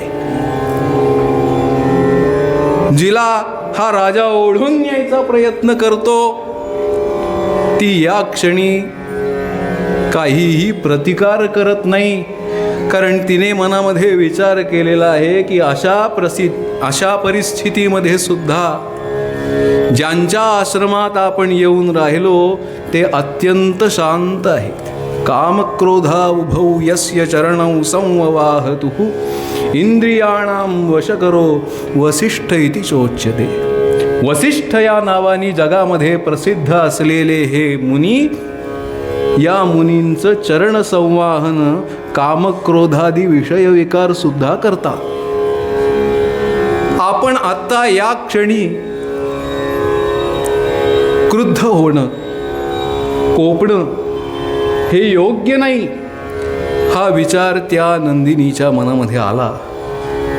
तशाच अवस्थेमध्ये हंबरडा ओढत राजाला हिसका देऊन ती पुढे आली. वसिष्ठ एका बाजूला उभे होते. त्या वसिष्ठांसमोर येऊन पाय चाटायला सुरुवात केली. जणू काही ती सुचवतीये की याच्यावर आता काहीतरी करा. ती सुचवतीये की या प्रसंगी तरी तुम्हाला थोडासा क्रोध येणं आवश्यक आहे. इथे जर तुम्ही क्रुद्ध झाला नाही तर राजा मला घेऊन जाईल. वसिष्ठांनी त्या नंदिनीचं हृदगत जाणलं आणि हात जोडून म्हणतायत, मन्मती दरीत नशिरे कोप पतंगज विवेक हरी जागे, म्यान त्यजिताने तो भूप बळे तुझ रुचेल तरी जागे. आई, अगं तू तुझ्या इच्छेनं इथे येऊन राहिलीस. आता तू मी क्रुद्ध व्हावं असं म्हणतेस, पण मन मतिदरीत न शिरे कोप मतंगज विवेक हरी जागे. विवेक हरी जागा असताना कोपरूपी हत्तीनं या मनमती दरीमध्ये, माझ्या मतिरूप दरीमध्ये कसा प्रवेश करावा? ते शक्य नाही. मला असा कोप येणं शक्य नाही आहे. तेव्हा माझी तुला इतकीच विनवणी आहे की जशी तू तुझ्या इच्छेनं इथे येऊन राहिलीस, तशी तुझ्या इच्छेनं जायचं असेल तर जाऊ शकतेस. तुझ्यावर अधिकार सांगणारा मी कोण? माझ्या मनामध्ये कोणताही या राजाविषयी राग नाही. राग मनात इतका भरलेला होता की माझी झाशी माझ्याकडून काढून घेतायत म्हणजे काय? माझ्या पूर्वजांनी कमावलेलं हे वैभव हे माझं नाहीच आहे. मुळामध्ये माझ्या भारतभूमीला सांभाळण्यासाठी हा मोठा किल्ला झाशीचा उभा केला आणि या भारतमातेला स्वतंत्र करण्यासाठी अतोनात प्रयत्न केले. ते मी सहजासहजी या इंग्रजांच्या हाती देऊ? त्या सत्तेचं प्राबल्य अधिक असल्यामुळे झाशीचा किल्ला काढून घेतला. राणीवर वाड्यात येऊन राहण्याची वेळ आली. मुलगा मुंजीला आला. मला लाख द्या बाळ मुंजी साला, मला लाख द्या बाळ मुंजी साला, म्हणे आर्जवे ती इंग्रजाला. द्या मला 1,00,000 रुपये द्या, बाळाची मुंज करायची आहे मला. भिकारी बने स्वामिनी काय दैव, भिकारी बने स्वामिनी काय दैव, कसा कोपला ना कळे देवराव. काय भगवंता माझ्यावर तू हे वेळ आणलीस? आणि अर्ज केला हो 1,00,000 रुपये मिळावे म्हणून. कारण मिळणाऱ्या 5,000मध्ये मुंज होईल असं नव्हतं आणि म्हणून 1,00,000 रुपयांचा अर्ज केलेला तो अर्ज फेटाळून लावला. राणीला अत्यंत उद्विग्नता आली. काय करू मी या इंग्रजाचं? हतबल आहे म्हणाली मी. पण नाही, मी हतबल होऊन चालणार नाही. क्षणभर मनात विचार आला की हे सगळं सोडून द्यावं आणि काशीला जाऊन शांत बसावं. पण असा विचार येऊन चालणार होतं का? शांत होऊन चालणार होतं का? नव्हतंच चालणार. आणि म्हणूनच याचा बदला घ्यायचा असं निश्चित करून पुनश्च गाईला ओढायला सुरुवात केली, त्या नंदिनीला ओढायला सुरुवात केली. आणि आता मात्र आपल्याला पूर्ण परवानगी मिळालेली आहे वसिष्ठांची हे जाणून काय केलं? आपली शिंग रोखली. या विश्वामित्रांच्या दिशेनं आपली शिंग रोखली तिने, पुच्छ ताठ केलं आणि जे पळायला सुरुवात केली, कुठपर्यंत पळवत नेलं. मागे पाहून दिले, मागे पाहून दिले, मागे पाहून दिले, मागे पाहून. सैन्याची धूळधाड उडाली. काय करावं हे कळेना. महापराक्रमी राजा, पण मागे सुद्धा वळून बघता येईना. मागे पाहून दिले ती 12 कोस पळविली कटके, मागे पाहून दिले, मागे पाहून ती 12 कोस पळविली कटके, कटके कटके, मागे पाहून, मागे पाहून, मागे पाहून, मागे पाहून दिले ती 12 कोस पळविली कटके. 12 कोस त्या सैन्याला पळवत पळवत पळवत पळवत नेलं. कित्येकांना आपल्या शिंगावर उचलून खाली पाडलं. धूळधाण झाली सैन्याची. आणि या सगळ्यामुळे क्रोध शांत झाला नाही, खवळला.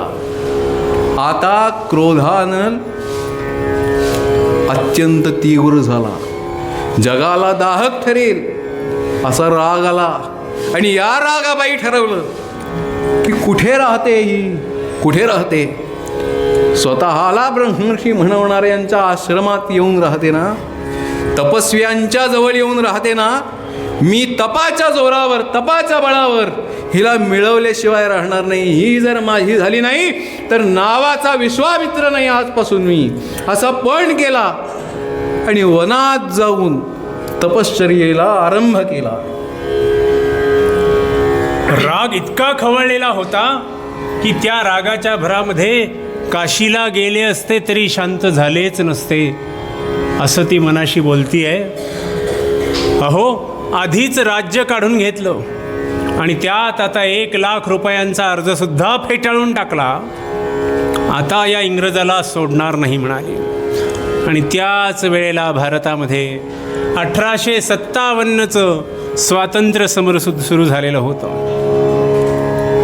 ज्या वेळेला सत्ता जाते त्यावेळेला आपले सुद्धा कसे परके होतात याचा अनुभव राणीला आला. तिच्याच नातेवाईक असलेला एक सरदार सदाशिवराव पारोळकर म्हणून, तो आणि ओरछाचा सरदार नथेखा या दोघांनी मिळून झाशीवर चाल केली. ते झाशीवर चालून आले. ते चालून येत आहेत म्हटल्यावर राणीला भाग पडलं पुन्हा किल्ल्यात जाणं. आणि ती पुन्हा किल्ल्यात जाऊन राहू लागली. आणि झालं असं, त्या 1857च्या स्वातंत्र्य समरामध्ये एक एक इंग्रज कापून काढायला सुरुवात केली होती बंडवाल्यांनी. ते सगळे इंग्रज झाशीच्या राणीलाच शरण आले.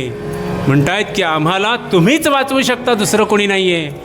मनात विचार येत होता, यांना आश्रय कशाला देऊ मी. पण अजूनही थोडीशी माणुसकी शिल्लक होती म्हणाली. त्यांची सगळी कुटुंब तळघरात त्यांना आश्रय दिला. आणि त्या सदाशिव पारोळकराचा आणि नथेखाचा पराभव करून टाकला राणीने.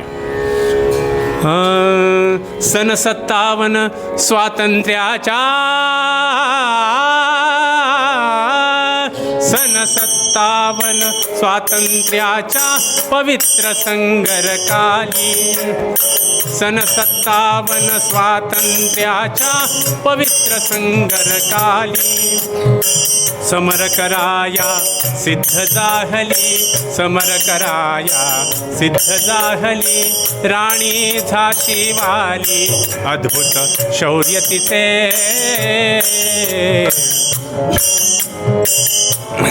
अद्भुत शौर्य तिचे वर्णन करवे नासाचे.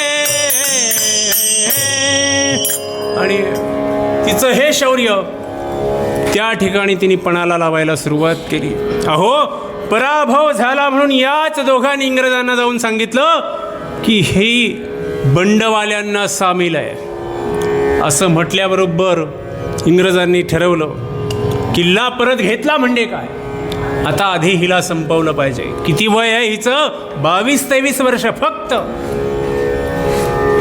आणि हिला संपवणार असं इंग्रजांनी ठरवलं. आणि ही पण तेवढ्याच क्रोधाने यांना तोंड द्यायला तयार झालेली होती. तप सुरू केलं. क्रोधाने तप सुरू झालं. विश्वामित्रांचं तिकडे तप सुरू झालं आणि पूर्वीची अनेक तप जशी सेवा सुरू होती तशी वसिष्ठांनी पुन्हा नंदिनीची सेवा करायला सुरुवात केली. आश्रमामध्ये अतिशय आनंद आहे. वसिष्ठ मात्र या सगळ्या प्रकाराने व्यथित झालेले नाहीत.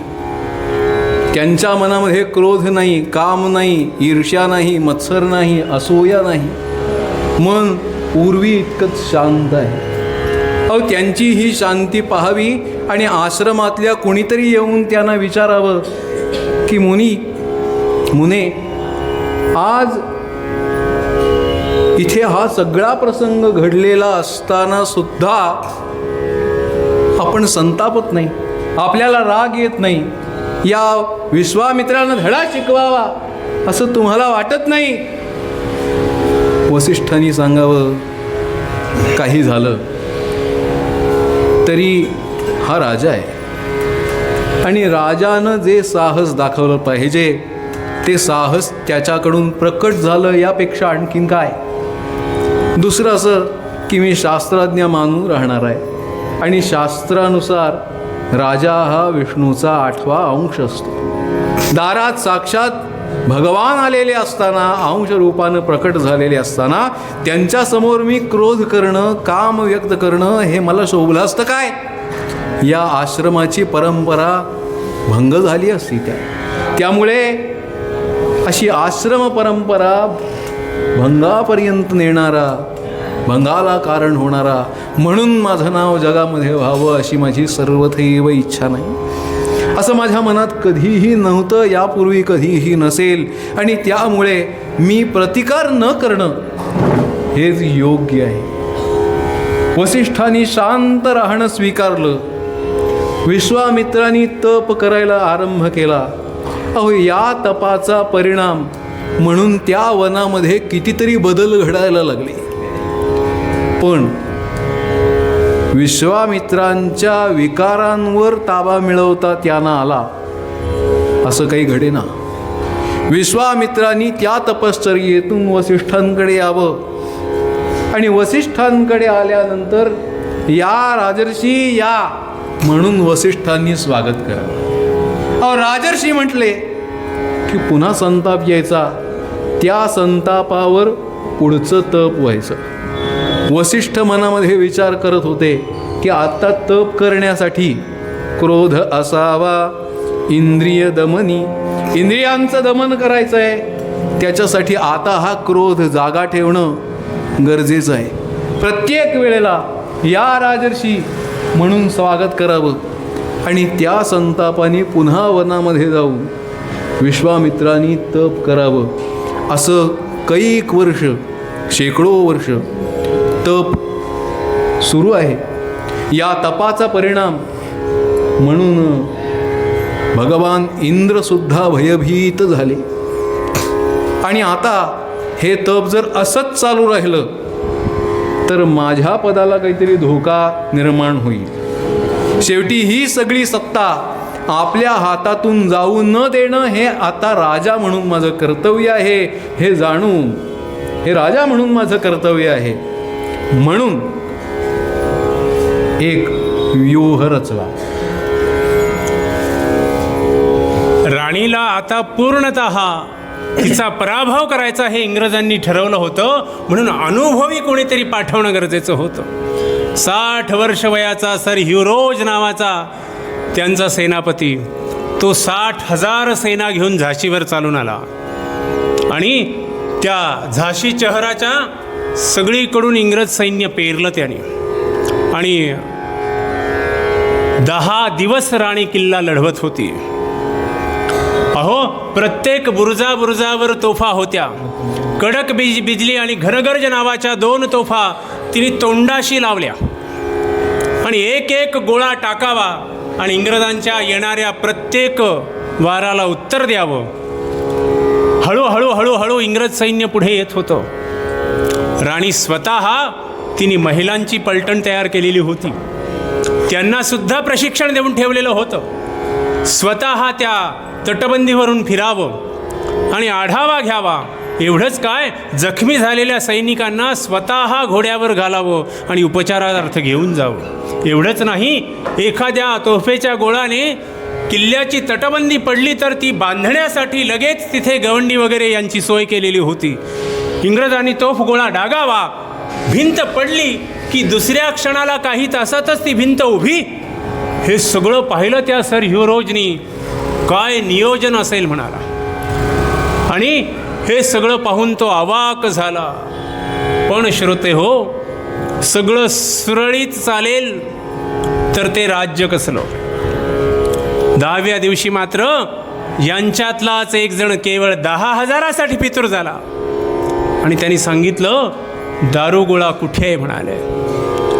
गणेश महालामध्ये ठेवलेल्या दारुगोळ्याचा त्यांनी पत्ता दिला आणि त्याच क्षणाला ह्युरोजनी त्या गणेश महालावरती तोफ डागली आणि तिथेच फार मोठा स्फोट झाला. अहो, गवताच्या गंजीवरून इंग्रज सैन्य आतमध्ये पसरलं आणि आता किल्ल्यात शिरलं. आता मात्र सुरक्षित राहणं गरजेचं होतं. काय करावं, बाहेर पडणंच गरजेचं होतं. राणीने सगळ्यांना सांगितलं, जशी वाट मिळेल तसं किल्ल्याच्या बाहेर पडा, मी इकडून जाते. काय सांगितलं हो, 2 बाजूंना 2 तोफा डागल्या आणि समोर उभ्या असलेल्या त्या अधिकाऱ्यांचं लक्ष वळवण्यासाठी म्हणून त्या 2 बाजूंना तोफा डागल्या. स्वतः राणी खैऱ्या घोड्याच्या पाठीवरती बसलेली होती. दामोदराला पाठीशी बांधलं आणि राणीनी काय केलं श्रोते हो. कवी वर्णन करतात, नभवी दारुणी तेजस्वी ती वीज उडाली काय. नभवी दारुणी तेजस्वी ती वीज उडाली काय. काय झालं होतं, त्या तटावरती उभी होती. मागे सरकवला घोडा, बराच मागे सरकवला. रुंद भिंत जेवढी होती तिथपर्यंत मागे गेली. दोन्ही तोफा डागायला सांगितल्या आणि तोफा उडाल्या आणि त्याच क्षणाला भीमाच्या हातामधली निखळली. भीमाच्या हातामधली निखळली गदा ती काय. ती स्वर्गाच्या दाराची निखळली अर्गला काय.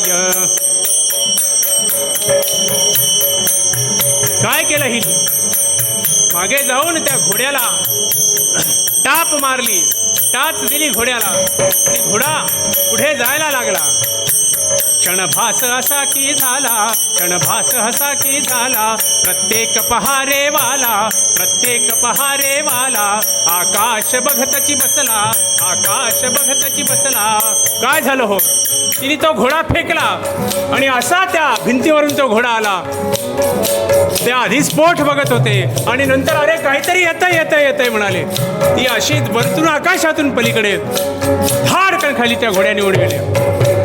आकाश बघतची बसला, आकाश बघतची बसला. गगनात दाखवित क्रीडा फेकला तटाहुनी घोडा. गगनात दाखवित क्रीडा फेकला तटाहुनी घोडा.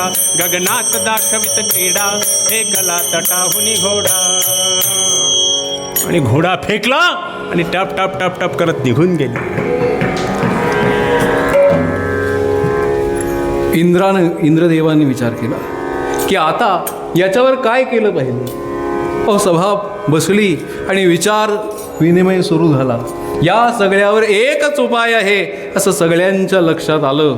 म्हणून हा पंचबाण हैराण करी जगताला. हा पंचबाण हैराण करी जगताला. हा पंचबाण हैराण करी जगताला.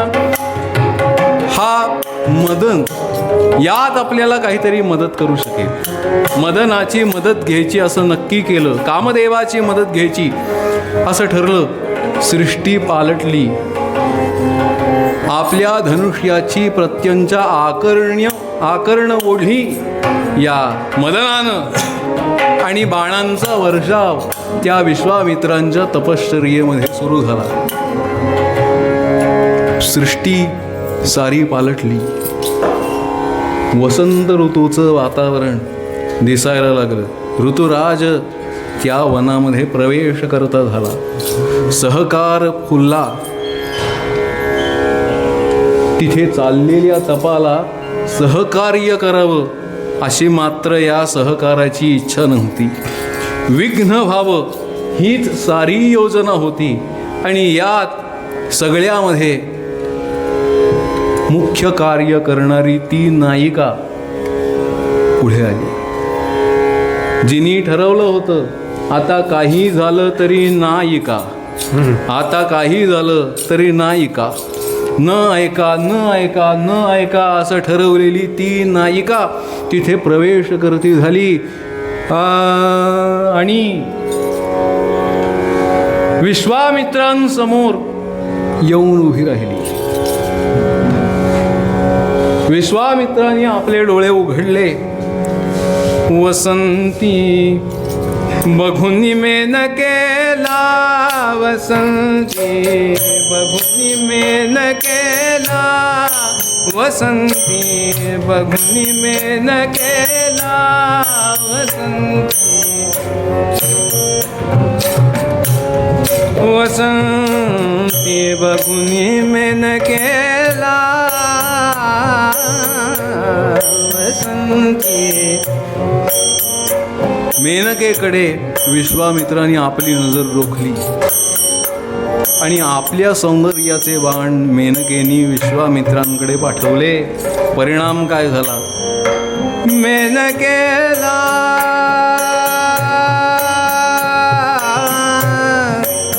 वसंती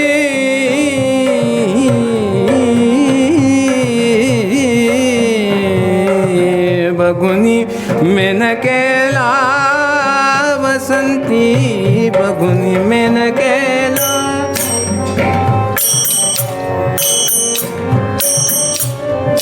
वसंती बघुनी मेनकेला, वसंती बघुनी मेनकेला, बघुनी. बरोबर आहे. मेनकेला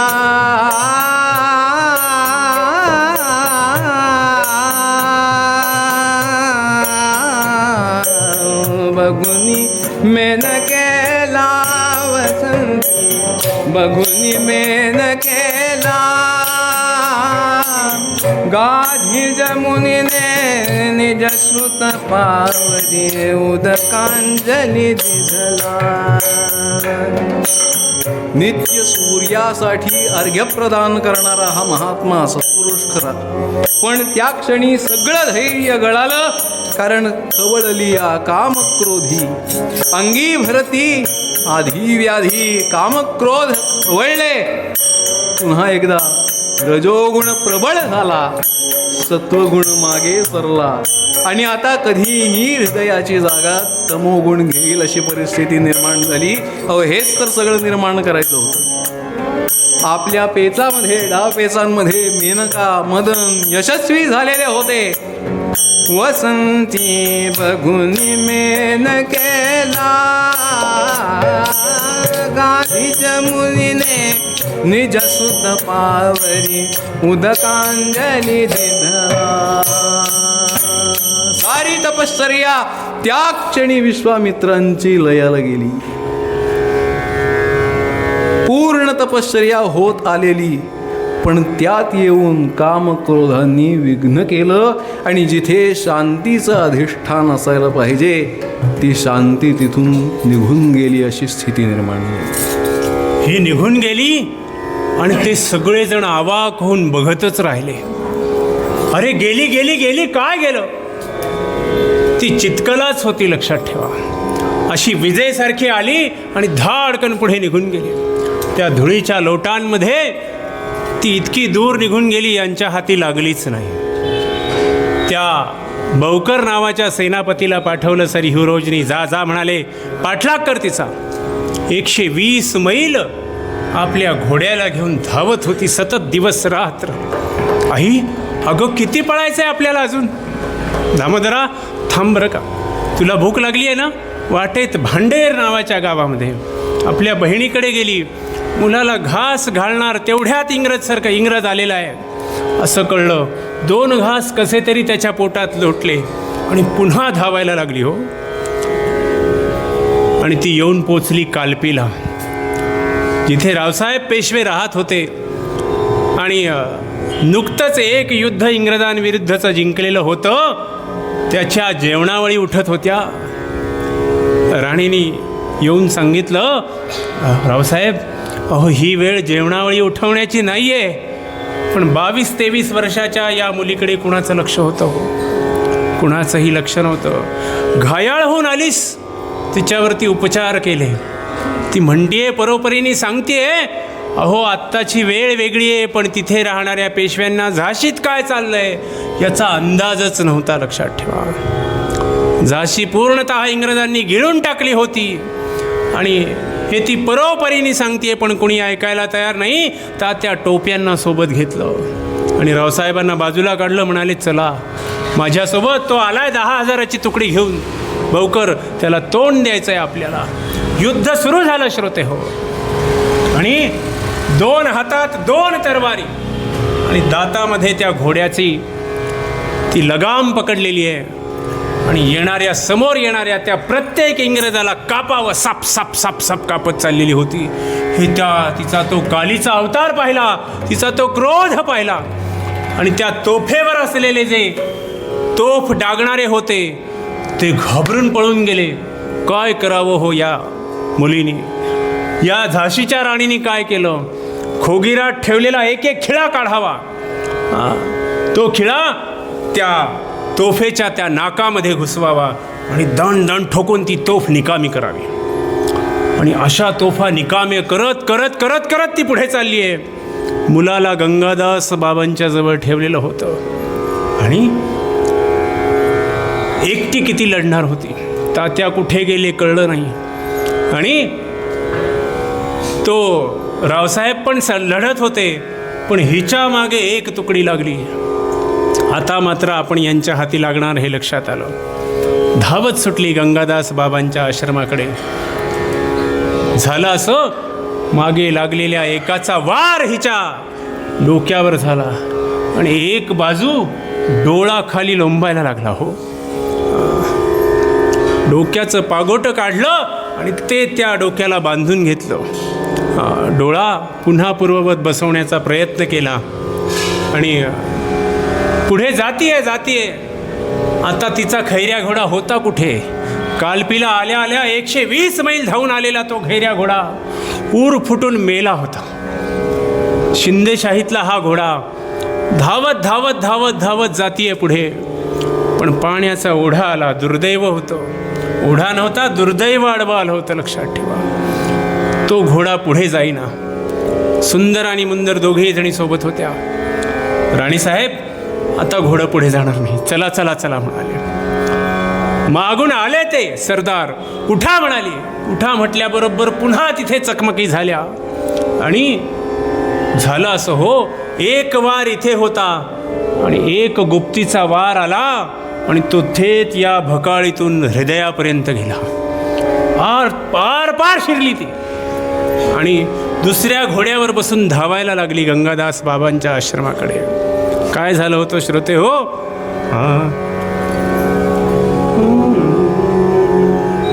फुटे कवटी बाहेर पडे डोळा, ओ फुटे कवटी बाहेर पडे डोळा, फुटे कवटी बाहेर पडे डोळा, फुटे कवटी हृदय फाटे जाहले प्राण गोळा, हृदय फाटे जाहले प्राण गोळा. आता काय मी वाचत नाही बरं का सुंदर. चल चल चल गंगादास बाबांच्या आश्रमाकडे मला घेऊन चल. राणीसाहेब, अशा धीर सोडू नका, आपण जाऊया, औषधोपचार करूया, तुम्हाला बरं वाटेल बरं का. आणि तेवढ्यात त्या गंगादास बाबांच्या आश्रमात येऊन ती थांबली आहे. बाबा, माझ्या मुलाला एक वार माझ्याकडे द्या हो. मुलाला जवळ घेतलं, मुलाने मिठी मारली आईला. मिठी मारतोय आणि हात घातल्याबरोबर हाताला गुप्ती लागली हो. आई, अगं काय हे तुझ्या पोटात? काही नाही बाळा, तू नको काळजी करूस, काही होणार नाही, मला काळजी करू नकोस. आणि त्या गंगादास बाबांना सांगितलं, माझ्या मुलाला सांभाळा आणि त्याला धीर द्या. स्वतः गवताच्या गंजीवर जाऊन चढून बसली. फुटे कवटी बाहेर पडे डोळा, हृदय पाटे जाहले प्राण गोळा. मुखी गंगोदक देशमुख घाली, मुखी गंगोदक देशमुख घाली. सिद्ध होते त्या स्थळी तया काळी, हो सिद्ध होते त्या तया काळी, हो सिद्ध होते त्या स्थळी तया काळी. त्या देशमुखांनी उठांमध्ये तोंडामध्ये गंगोदक घातलं आणि राणी शांत झाली. त्या गवताच्या गंजीलाच अग्नी देण्यात आला आणि तेवढ्यात तो सर ह्युरोज त्या ठिकाणी येऊन पोचला. म्हणाला, अरे अरे अरे अरे अरे, मी 60 वर्ष युद्ध केलं, पण आजपर्यंत मला असा योद्धा भेटलेला नव्हता. अशा योद्ध्याचं दर्शन सुद्धा मला शेवटच्या क्षणाला होऊ नये, काय हे दुर्दैव माझं. 22 वर्षाची 23 वर्षाची ती मुलगी सामान्य नव्हतीच, मुळामध्ये चितकलाच होती ती, लक्षात ठेवा. त्या राणीने आपलं स्वतःला अग्नीला अर्पण करून टाकलं. हे हिंद बांधवा थांब या स्थळी 2 अश्रू ढाळी. भारत आंब्यांनी लिहिलं आहे तिथे, कारण त्यांच्याच कुळातली ती होती ना हो. आणि आजसुद्धा आपण तिथे गेल्याच्या नंतर तिला वंदन करतो, अशीच तिची कृती होती. 23व्या वर्षी इंग्रजाला तोंड देणारी ही चितकला अनंतात विलीन झाली, श्रोते हो. आणि ती श्रेष्ठ ठरली. तपोभंग झाला, पण असा तपोभंग जरी झाला तरी तपाची पुण्याई म्हणा आजपर्यंत केलेल्या विश्वामित्र त्याच्यातून सावरले. विश्वामित्रांचा तपोभंग झाला हे लक्षात लवकर आलं. त्यातून दूर होण्याचा त्यांनी प्रयत्न केला, पुन्हा तपश्चर्येला आरंभ केला. पण हा तपोभंग करण्यासाठी कोण कारणीभूत ठरला असेल हा विचार मात्र मनातून त्यांच्या दूर होईना. शेवटी मनानं कौल दिला की अरे, हे सगळं करवून आणणारे वसिष्ठ कशावरून नसतील. आजपर्यंत तुला ज्यांनी राजर्षी म्हणून हिणवलं, तो तू ब्रह्मर्षी होऊ नयेस, म्हणजे आपल्या पदाला हा येऊ नये, आपली स्पर्धा असू नये, याकरता माझ्या तपामध्ये यांनीच भंग नक्की आणला असेल. तेव्हा आज आश्रमात जायचं आणि काय तो सोक्ष मोक्ष करायचा हे विश्वामित्रांनी नक्की केलं. शारद काल होता तो, वेळ रात्रीची होती. विश्वामित्र दबक्या पावलांनी आश्रमापर्यंत येऊन पोहोचले. आश्रमामध्ये वसिष्ठ आणि अरुंधती हे दोघेही जण जागे होते. बाकीचं सारं जग शांतपणाने झोपलेलं होतं, पण तस्याम जागरती संयमी पुरुष शांतीचा अनुभव घेत शांतीच्या आसनावर स्थिर झालेला असतो, तशी वसिष्ठांची स्थिती होती. त्यांच्या शांतीचा अनुभव शेजारी बसून त्यांची धर्मपत्नी अरुंधती घेत होती. आणि न राहून अरुंधतीच्या मुखाने शब्द आले, महाराज, आज बाहेर कसं चांदणं पडलंय पहा, काय सुंदर वातावरण आहे. नभनी कस गयो चंद्रमा, नभनी कस गयो चंद्रमा, नभनी कस गयो चंद्रमा, दामिनी चमक रही पवन बहे, कमल खिले, नभनी कस गयो चंद्रमा, करही पवन बहे. वातावरणाचा आनंद दोघे घेत आहेत. नभनी कस गयो चंद्रमा, नभनी कस गयो चंद्रमा, कस गयो नभनी कस गयो चंद्रमा. चंद्रमा चंद्रमा आकाशामध्ये चंद्र उगवलेला आहे. रात्र मध्यावर आलेली आहे. चांदणं सगळीकडे पसरलेलं आहे. त्या चांदण्याकडे पाहिलं वसिष्ठांनी आणि वसिष्ठ म्हणाले, अरुंधती, तुझ्या मनात हा प्रश्न आला ना, हा फार सुंदर आला. मला सुद्धा याचं उत्तर तुला द्यायचंच आहे. काय प्रश्न आला तुझ्या मनामध्ये? आज चांदणं कसं पडलंय? अरुंधती, आज चांदणं विश्वामित्राच्या तपश्चर्येसारखं पडलंय ग. विश्वामित्राच्या तपश्चर्येसारखं चांदणं पडलंय.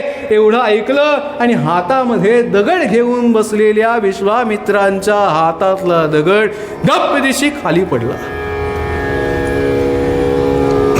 ऐकून भाषण गाधिज हृदयी, ऐकून भाषण गाधिज हृदयी, ऐकून भाषण गाधिज हृदयी, ऐकून भाषण गाधिज हृदयी. वसिष्ठांचं ते भाषण ऐकलं आणि बदला घेण्यासाठी आलेले, प्राण घेण्यासाठी आलेले विश्वामित्र वसिष्ठांच्या समोर मान खाली घालून येऊन उभे राहिले.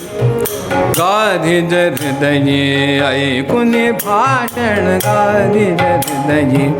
रवी उगवे साम्याचा, रवी उगवे साम्याचा, रवी उगवे साम्याचा. ऐकून भाषण गाधिज हृदयी, ऐकून भाषण गाधिज हृदयी.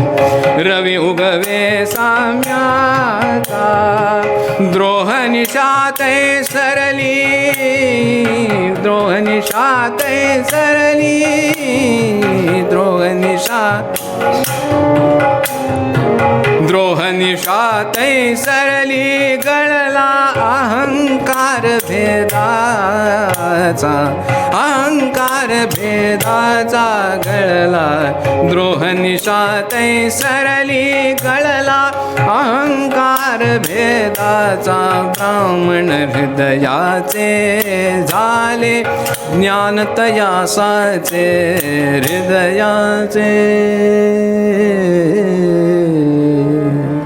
साम्याचा सूर्य उगवला विश्वामित्रांच्या अंतःकरणात तत्क्षणी.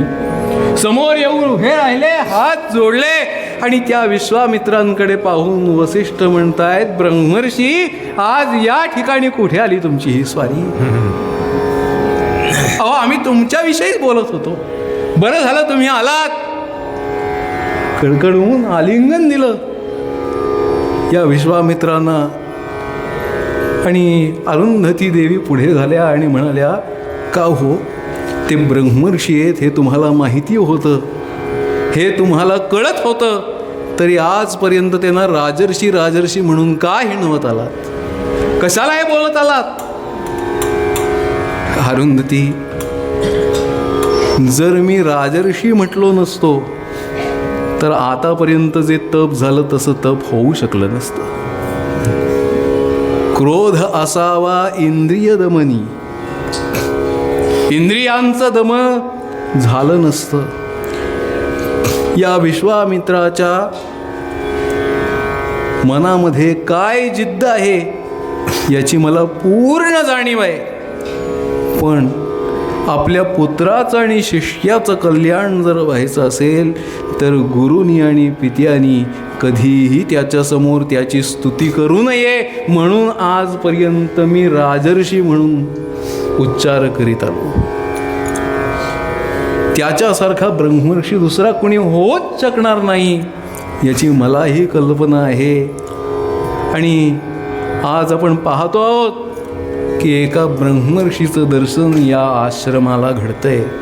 ज्या आश्रमानं एक राजर्षी पाहिला तोच आश्रम आज ब्रह्मर्षी पाहतो आहे. पण अरुंधती, हे त्या क्षणी मी संतापलो असतो तर झालं नसतं. कारण खवळलिया काम क्रोधी अंगी भरती आधी व्याधी. म्हणून या आधी व्याधींना दूर ठेवण्याकरता शांती धरा हाच मार्ग मी अवलंबला. आणि त्यामुळे या विश्वामित्राच्या अंतःकरणात वसलेल्या कामक्रोधांवर सुद्धा त्यांना विजय मिळवता आला. असा विजय मिळवला तर त्या कामक्रोधांना आपल्या जीवनामध्ये परमार्थाकरता उपयोगात खऱ्या अर्थाने आणलं तर, त्यांना वश करता जर आलं तर त्यातून प्राप्त होणारी जी शांती आहे ती शांतीच सदा सर्व काळ सुख देणारी आहे. म्हणून पूर्वरंगासाठी घेतलेल्या पदामध्ये तुकोबाराय म्हणाले,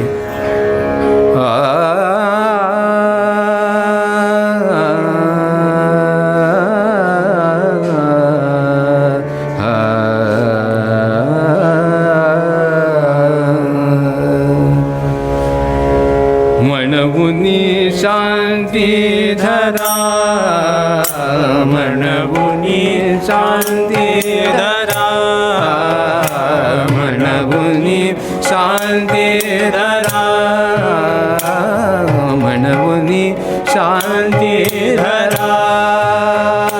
उतराल पैलतीरा, उतराल पैलतीरा, म्हणुनी शांती धरा, म्हणुनी शांती धरा. उतराल पैलतीरा, उतराल पैलतीरा, उतराल पैलतीरा. शांती परते नाही सुख, सुख शांती परते नाही सुख. येर अवघेची दुःख, येर अवघेची दुःख, येर अवघेची दुःख.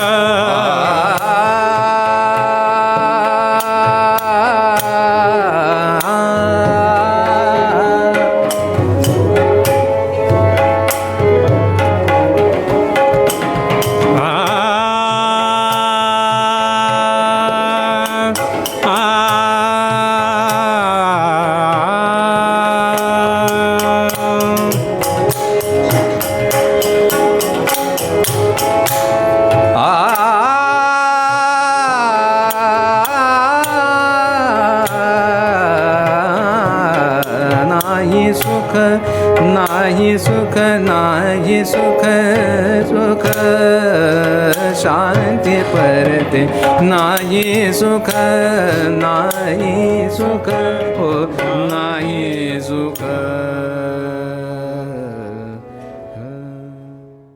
हे ज्ञान देगा देवा तुझा भावा गुण गाईन आवडी हे माझे सर्व जोडी नलगे मुक्ती धन संपदा संत संग देगा सदा. तुका म्हणे गर्भवासी सुखे घालावे आमन. गुण गाईन आवडी हे माझी सर्व जोडी हे माझी सर्व